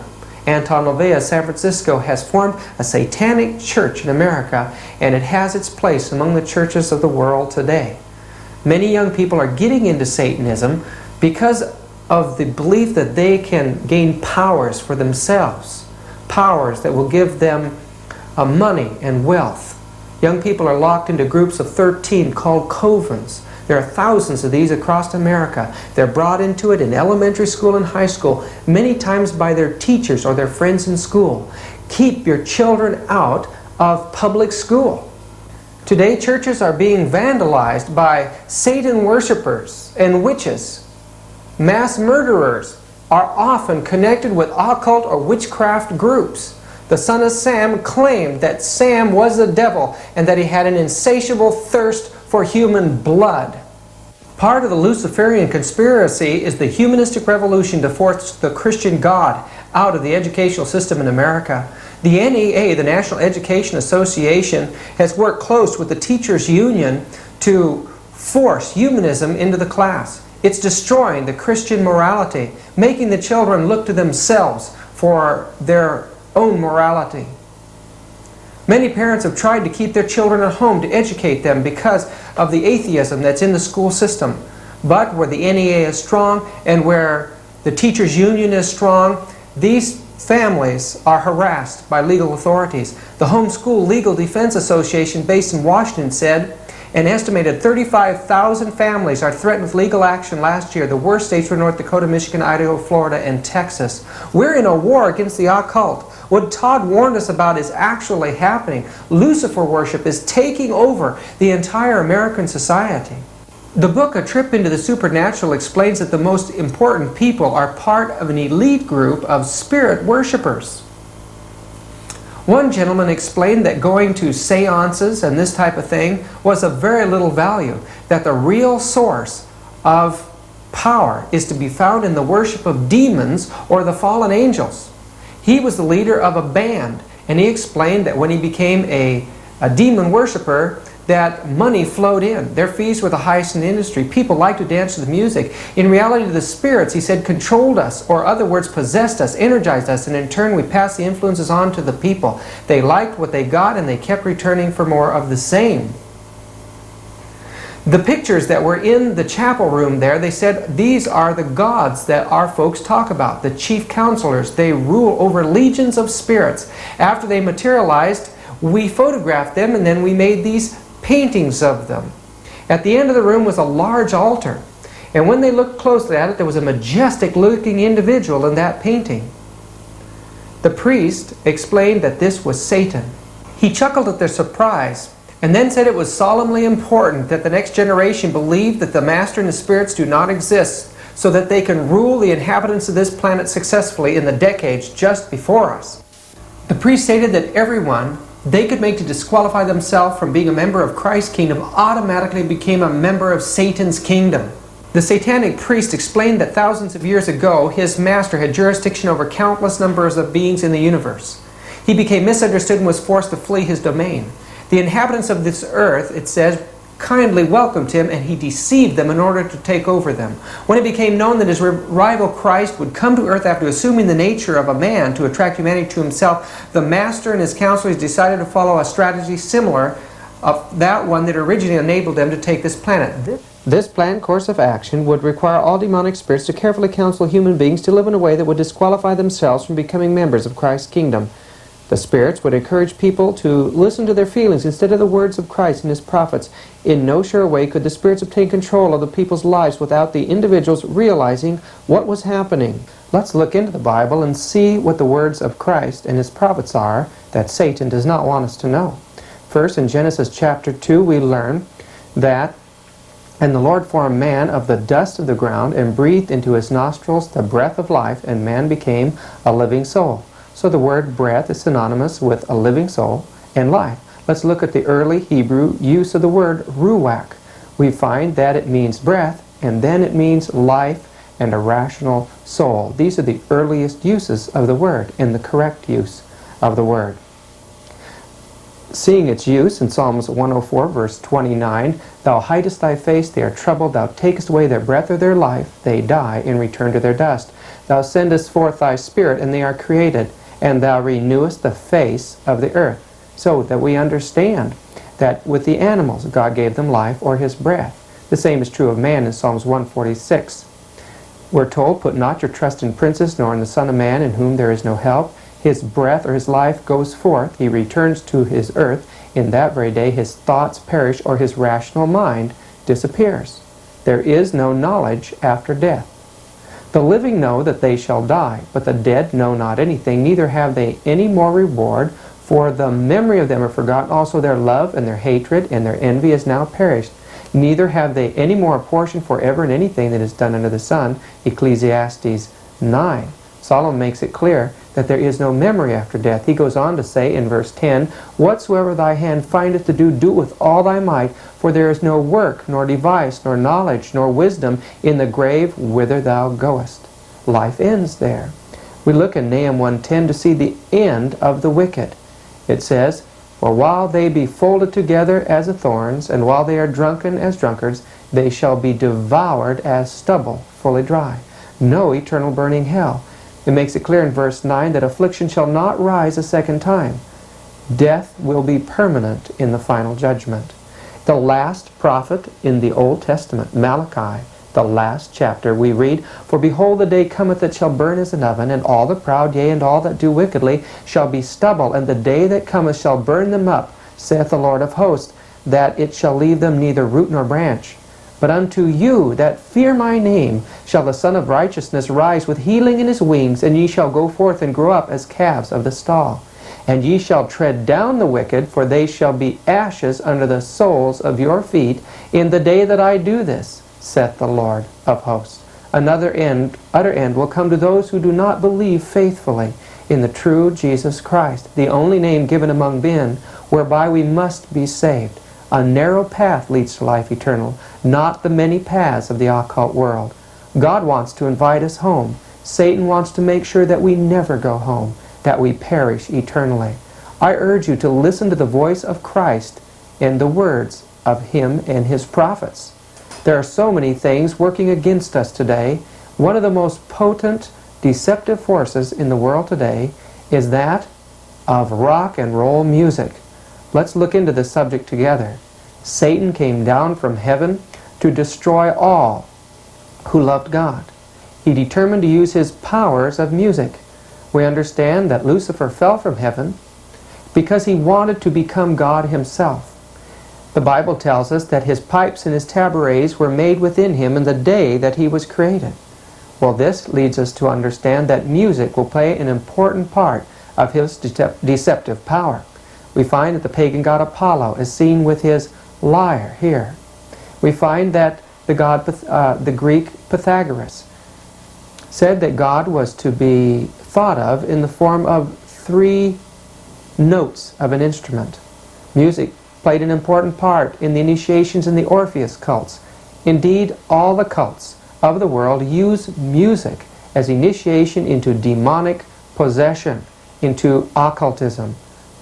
A witch doctor, seeing a spirit, would direct the people to paint their faces up or cut their bodies to look like it and to dance like it, in that way gain the power of the spirit, all done to the driving beat. The same was done in preparation for war. From Scandinavia to the jungles of Africa, people used the beat to fill their minds with hate. In the Taipusam, the beat is used to gain spirit possession in Singapore. Years later, today, they are now using rock and roll to gain the same spirit possession. Some sort of mind preparation has to go into effect to gain firewalking. That same preparation is necessary in this healing episode with this witch doctor. It is the driving beat. This beat, Pavlov, the Russian scientist, harnessed in order to gain control over the reflexes of animals. In one experiment, Pavlov conditioned a dog to be excited at a fast beat and inhibited at a slow beat. Then when he took and he ran the 2 beats together in a syncopated beat style, the dog's nervous system was destroyed, as its mind did not know how to respond. Lenin said, "You've saved the revolution," and they formed a music form that would destroy the Western world. They tied it into a music form already over here, the African beat. That music form was used in the occult world of Africa and among the slaves, and has been adapted to the gospel music that's in the South today. This music was adapted by the communists to form a folk music, which later was formed into a music called rock and roll. Rock and roll is a word that means sexual intercourse. And young people, once they were brought in contact with this music that had high sexual overtones to its lyrics and an exciting driving beat, while at the same time they were taught in a Protestant ethic not to be involved in premarital sex, caused the collusion effect in their nervous system, caused rebellion and violence. But as dangerous is the high decimal level that the young people listen to this music at. The music is listened to decimal level up to 125, while a decimal level of 90 is the level of pain. The young people just experience the music. It goes right through their bodies. Some of the young people would put eggs, raw eggs, up along the stage in front of the great speakers there, and the high whining music would actually coagulate the fats and the proteins. Well, they didn't realize it, friends. This music was also destroying the delicate tissue of their nerves, their brain. It was affecting the nutritional element of their bloodstream. It was damaging their ears and the delicate cochlea and the cilia, making it harder for them to hear. Those that have been in constant contact with this music as a profession have led lives of debauchery and ruin. Janis Joplin committed suicide. Jimi Hendrix overdosed on drugs and suffocated in his own vomit. Highest paid performer in the area of rock music. In his time, he became a spirit worshiper. He would see ghosts and flying saucers over the stage. We know that Elvis Presley, one of the longest playing recording artists, eventually overdosed on drugs and left his wife. These have become the heroes of a whole generation of young people. Those early recording artists dressed to appeal to the public. The young men reflected that of dream boys or lover boys. There was an all-American look. But in the early 60s, things began to rapidly change. When the Beatles came over to this country, they introduced backmasking and subliminal masking on their recordings. This encouraged the young people to drugs and to violence and to communism and to hatred to parents. The young people didn't realize what was happening to them. They obeyed their new masters who could speak right to their unconscious minds. You know, Timothy Leary promoted LSD, and thousands of young people committed suicide because of this new effort of the drug world and the occult world. Young people were told to get involved in violence, and the new morality was born as syphilis and other diseases of that kind arose with the open sex and love-ins. It eventually led to violence, and even today we have communism and socialism rife on the campuses among the teachers and students. In the early 60s was also a new form of music called punk rock. It started out with gross photography of people being mutilated and tortured, and eventually became a rock form where people dressed up as bisexuals. They glorified pain, destruction, death, and finally, friends, devil worship. As you look at the covers of these records, you see the pain and the bloodshed and the violence that now attracts young people. In order to get a continued turn on, they have to look to death and pain, and everything revolting and everything vulgar is now what attracts our children. What will the next generation be like if this continues to go? Through the use of the lights, the driving beat, and lyrics, Satan's spell is complete in rock performances. From Sunset Strip to Czechoslovakia, youth are exhibiting that these powerful tools of communism and the occult to control our minds have done its horrible work. The Word of God says that the wages of sin is death. Thousands, yea, millions are on a gloomy road to eternal death. I beg you, give up these destructive agencies and turn to Jesus. The concept of the gods in spacecraft emerged from the spiritualistic revival of the mid-19th century. John Ballou Newbrough was controlled by spirits in writing a new Bible called Owaspy. It describes the founding of the major world religions by advanced beings coming in spacecraft. Many of the names used in the book sound amazingly similar to those used in the movie Star Wars. It is no accident that from the latter part of the last century, readers of fiction have been bombarded by space novels and comic books. Lucifer has been preparing the world, especially the minds of children, for the masterpiece of his deception in the saucer movement of the 20th century. Sightings, as published in major newspapers at the turn of the century, reflect Lucifer's deceptive principle of keeping the saucer movement just in advance of man's scientific abilities. The spiritualist von Däniken claimed to have seen through astral projection the history and the return of the saucers. Since his books, hundreds have been written presenting the same theme. Today, serious studies have been presented, not only in a scholarly fashion of sightings, but also books for children, presenting it in a factual way, giving a history of the landing of the saucers, claiming the biblical sightings were saucers. These things have been made vividly real through a constant bombardment of science fiction movies all the way back to the early 50s. Today, it's been serials on television. At the same time these are going on, we see sightings described in newspapers of the landing of saucers in remote areas, the damage of crops, and also terrible mutilation of animals after sightings have been seen by ranchers and farmers. Who could not look on the endless variety of saucer photographs taken with home cameras by people of all walks of life and not be deceived by Lucifer's deceptive plan to convince mankind that advanced beings are visiting us from other planets? One of the most startling documented experiences recorded is that of William Meyer of Hinwell, Switzerland, who on January 28, 1975 made first contact with saucer beings claiming to be from Pleiades. By April 4, 1978, he had 105 meetings with these fallen angels posing as spacemen. Bill took hundreds of photographs of the spaceships. These, along with pages of quotations of the spirits, were published in September 1979. Their communications are curiously harmonious with the teachings of modern witchcraft and the New Age movement, to the point of using the exact words and phrases of those claiming to be illuminated by the advanced beings living in the hollow earth, or those claiming to be illuminated by God's self within. In the 60s, many prominent individuals came to the front claiming to be prophets of the flying saucers, such as Uri Geller. As from a child, he showed these supernatural powers, but the most prominent was that of George King, who claimed to be sent by Jesus Christ to charge mountains around this world. This is Mount Shasta in Northern California. This is George King and followers up on that mountain making contact with spirits, claiming to be contacting the beings from outer space.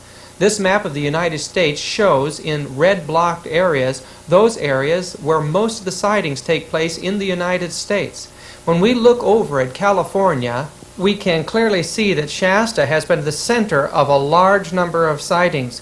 There's something supernatural taking place in that area. In fact, we know that over 40 cults have gathered around that mountain. Some worship what they call Lemurians. They say live beneath the mountains. But other, like the Findhorn group, stand by the old philosophies of the New Age movement that were envisioned by the theosophical ideas of Alice Bailey.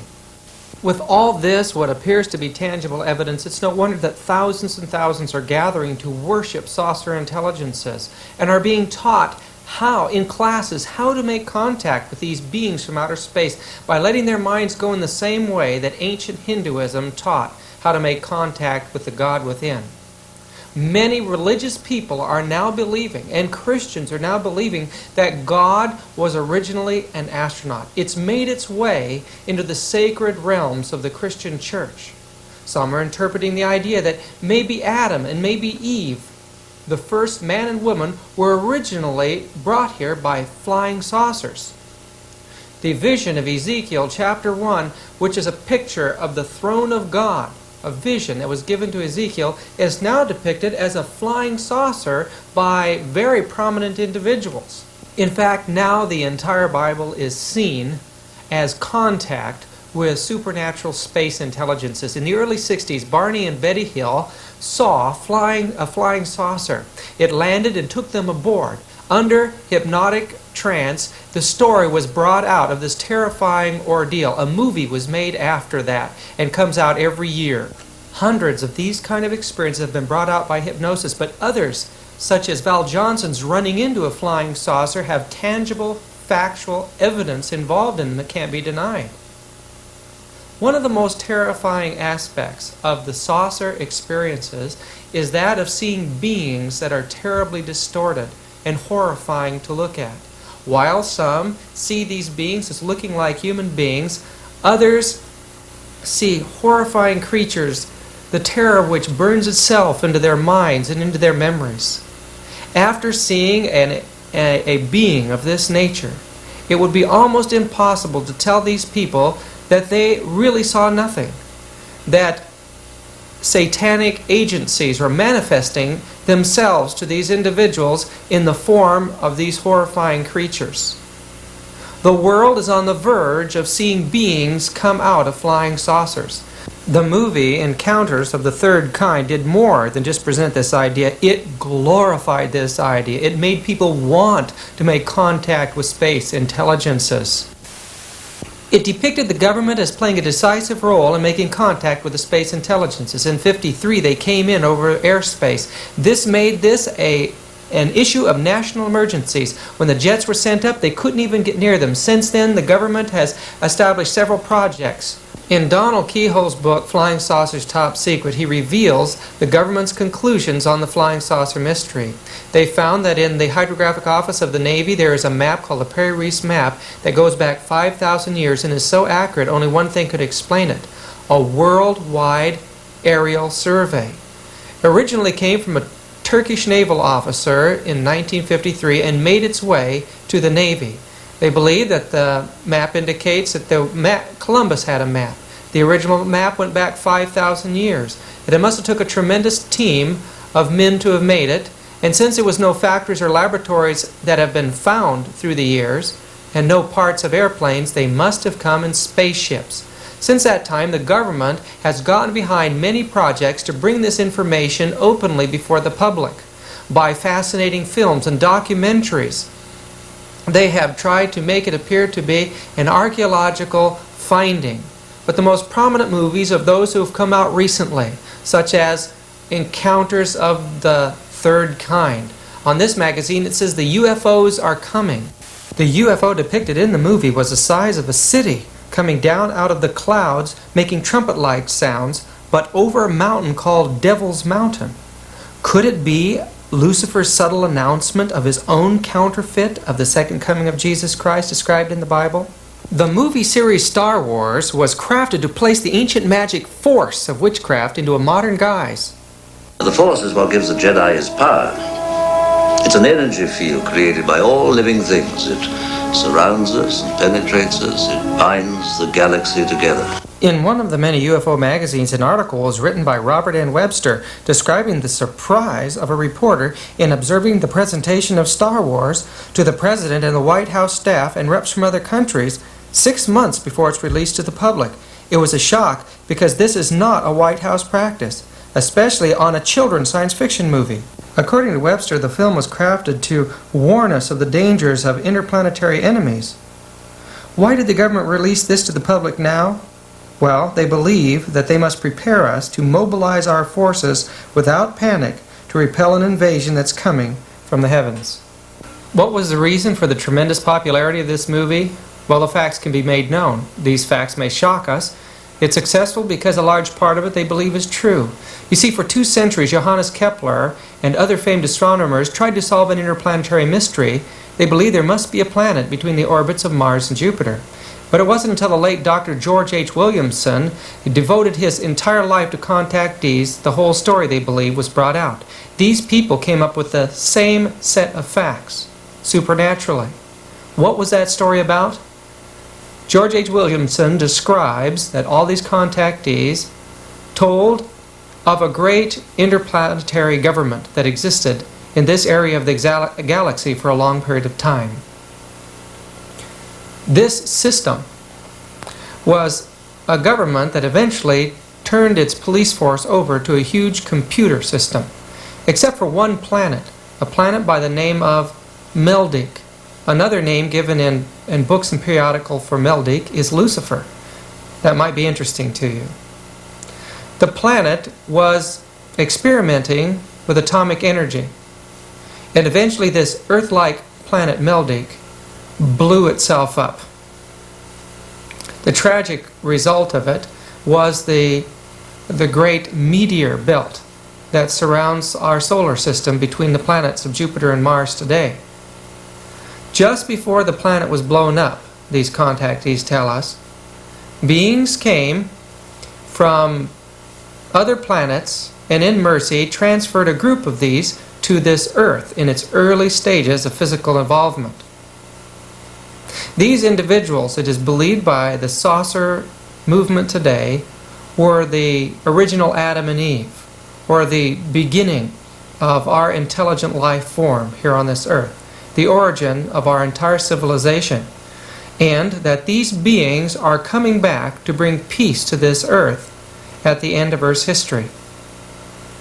Why are the non-human characters so exciting and interesting in Star Wars? The facts are that these were drawn from the files of thousands of sightings. This article says that Earth indeed faces a great challenge: participation in an interplanetary war against the evil forces from Orion, with the Space Confederation as our ally. Friends, it is Jesus that is coming through Orion, not evil forces. This is obviously part of Lucifer's plan to get the world to reject the coming of Jesus. Another movie preparing men's minds for the coming of the saucers is E.T. or Extraterrestrial. It is a story of a little space being that came down to this earth and was left behind. He made close friends with the little boy and in a time actually took possession of his soul. The movie was hilarious, and the little creature showed many aspects of a little child. He had to learn to talk. Everyone that met him fell in love with him. Eventually he died to save the little boy's life, who was growing sick because of him. The little boy, in tears, watched him raise himself to life. At the end of the film, all of his friends or disciples kissed him goodbye. Just before he ascended in the spacecraft, he put his finger on the Hindu third eye of the little boy and said, "I will be with you here." Another way that young people are being brought into the occult in the saucer movement is through the use of video games. You will have noticed that most video games revolve around fighting off foreign spacecraft that are invading this earth. One of the many movies depicting our need of cooperation with space allies to fight off the evil forces about to invade us is that of The Last Starfighter. In this science fiction fantasy, a space war video game on Earth is in reality a test to determine who would qualify for interplanetary warfare. The young man in the story is kidnapped and taken into outer space to become a great space hero, saving the Earth and the Space Confederation from the enemy. So much of this saucer movement is tangible phenomenon that scientists and leading intellectual thinkers are being dragged kicking and screaming into Lucifer's deception. In '78, UFO Annual brought out the union between Catholicism, the charismatic movement, and the flying saucers. The last 3 decades has not only seen a tremendous revival of the occult and sightings of flying saucers, but also an epidemic of weeping Madonnas and bleeding statues in the Roman Catholic Church. Scientists have found these blood samples to be real blood. Among the miracles of the Protestant charismatic mania that took place in Wales in 1904 and 5 was seeing flying saucers. In 1917 in Fatima, Portugal, several children claimed to have seen Mary. The miracles that took place were seen by 70,000 people. These children said that Mary gave them a prophecy about the end of the world and a warfare between the communist world and the Christian world. Mary told the children to tell the audience that she would do a miracle on October 13, a miracle that was to astound the world and give evidence to these prophecies of a third world war. What was that miracle like, this Roman Catholic miracle done by Mary? Well, the darkened sky suddenly became illuminated. The cloud bank parted to reveal a great shiny silvery disk. Yes, it was a flying saucer. The cult of Mary, the blue army of Roman Catholicism, revolved around the flying saucer movement. In America, years later, when Officer Shermer was taken aboard a flying saucer, he drew a picture of what he saw on the chest of these saucer men. It was a crest, a winged serpent. The only winged serpents ever described in history are those to be found in the Bible, and it is a symbol of Satan or Lucifer. Those that are so determined that the coming of these fiery flying serpents or saucers are going to help us would be shocked by the information that is uncovered in Stan Deo's book, The Cosmic Conspiracy. A former U.S. intelligence agent now living in Australia has brought out the story that in the intelligence operations of the United States there is a close union with saucer intelligences working with high technological research. This is taking place largely in Australia at a place called Pine Gap. What are they studying there? This was discovered by a man named Bruce Cathay in harmonics. In his books on harmonics, he points out that around this world is an electromagnetic grid. The Earth is a great generator, as Nikola Tesla discovered. That they're working with electromagnetic propulsion and are planning a tremendous movement to bring the world into the snare of the New Age. These saucers will come as saviors to the world. Some tremendous force, some tremendous power is going to supposedly bring peace and safety to the earth. This is brought out in the movie 2010 Space Odyssey. Here, Russian and American scientists investigating some very strange phenomenon taking place on Jupiter find there a very large geometric shape that cannot be understood. This geometric shape's activity on the planet's surface causes it to explode. The astronauts escape just in time, and across their computers comes a message. All the worlds are yours, except Europa. Attempt no landing there. Use them together in peace. Use them in peace. One thing that is brought out in the book and not in the movie is that geometric shape that caused the destruction of that planet and instituted peace on earth was called Lucifer. It is known today in science that the human body is an electromagnetic organism, that everything in our body takes place because of electricity. The ancients believed that a man could harness and control electromagnetic energy by his mind. Many of the sciences today appear to support the occult sciences. But this does not mean that the occult philosophy is true. The same set of observable facts easily support both the philosophy of Christianity or the occult of the philosophy. Choosing to be a Christian, one chooses to submit his mind to the control of God.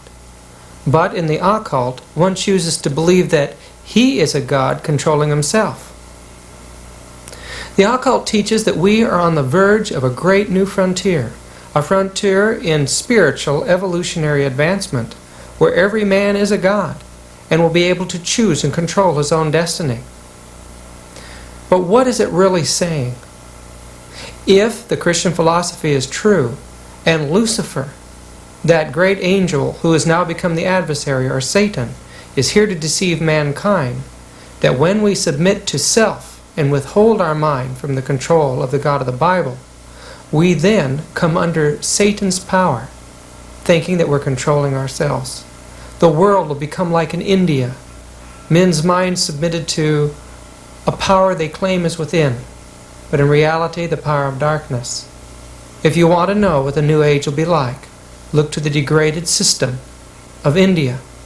Look to the great empires of the past when a few esoteric priests control the masses, teaching them a superstitious religion while they themselves believed in the esoteric religion. David Spangler, one of the leaders in the new movement, tells about the cosmic evolution. He says, when man enters upon the pathway of self, he enters into a great creative adventure of learning the meaning of divinity by accepting to himself the responsibility of a microcosm unto whom he is the God. There he can say, I have fully and absolutely accepted the responsibility of who and what I am. The being that helps man to reach this point is Lucifer, the angel of man's evolution, the spirit of light in the microcosmic world. In 1976, my wife and I were invited to go to Berkeley to work on a street ministry. We had come from a small Christian community, and the Berkeley atmosphere was quite a surprise to us. We learned a lot of things and had many interesting experiences. One of those experiences was that I made a close friend of a man who did astrology for a living. He came and visited us frequently, and one day he came to me and in private he said that he needed my help, that a power was trying to kill him. Well, I didn't know what he was talking about, but I would be willing to pray with him, so my wife and I and this gentleman went up into my office. And there a strange voice took possession of him and began to speak with us, telling us that we had no power, that we could do nothing to it. And then it began to strangle him, forcing him to the floor. My wife and I dropped to our knees, and when we just mentioned the name of Jesus, it just disappeared. I can even remember today the awesome feeling of the sense of power that a Christian has in just using the name of Jesus. And these powers of the occult world just simply melt away. or disappear. That wasn't the only experience we've had. Since that time, many folks have come to us for help when they've been caught up and oppressed by these powers. And over again, it never ceases to amaze me that the name of Christ holds so much power for the Christian. One gentleman came to me, and after being introduced to him, he told me that he was a high priest in the world of spirit worship. Well, I was always interested in meeting someone like that, so I asked him to come in and sit down. We chatted for a little while, and then he explained to me that he had 109 spirit guides that gave him powers and abilities that helped him to remember and gave him talents. I didn't really know what to do because in the world I came from, we didn't want spirits around. So I asked him if he'd like to be rid of them, and I'd be happy to cast them out for him. In shock, he looked back at me. I remember him getting up and in fear walking out of the place. Why was he so afraid? I'll tell you that there has never been a contest, not even the slightest contest, in the strength between Jesus Christ and Lucifer or Satan. The reason is the power of Jesus is as much stronger than the power of Lucifer as the power of a creator above a creature. What is the struggle, the competition, and the battle all about? The battle is over you, friend, and your heart. Who will you serve? Will you follow Jesus of Nazareth, the Son of God, the creator of the world, the author of the Bible? Or will you follow yourself into the great collage of the occult teachings? I know that I haven't even scratched the surface of those occult teachings and the size of this massive movement. There's no book that could ever contain it, let alone a 2-hour videotape. But I hope that I've been able to show you the Christian's perspective on this situation. And also I hope that I've raised a question in your mind about the validity of the New Age teachings or the teachings of the occult and their honesty. The occult teaches that every human being will become a god someday, that all paths lead to that eventual experience. But Christianity teaches that there is only one way to have eternal life, only one way to God, and that's through His Son, Jesus of Nazareth. Any other path, Christianity teaches, will lead to eternal death, eternal nothingness. I know that Jesus wants to invite us home today. He's done everything to try to convince us of how much He loves us. Our only hope is to accept His sacrifice in our behalf, and through His power live a life obedient to all God's commandments in that new world that He's creating for us. Come and investigate Christianity and find the Jesus Christ of that religion. Study the Bible. I urge you today to begin a study of the Word of God, the Bible. Let's bow our heads together, shall we? Dear Father in heaven, I ask that you would bless this videotape. I know, Lord, that it has many flaws in it, but I just pray that folks will look at it and realize the importance today of studying their Bible and being ready for the soon return of Jesus Christ. I pray, Lord, that you'll urge upon the hearts of those who do not know Him yet to begin to search Him out and find Him in your Word, and to accept Him as their best friend and Savior. I pray that your Holy Spirit will go with this tape wherever it goes and use it to draw people into your love and prepare them for eternal life. These things I pray in Jesus' holy name. Amen.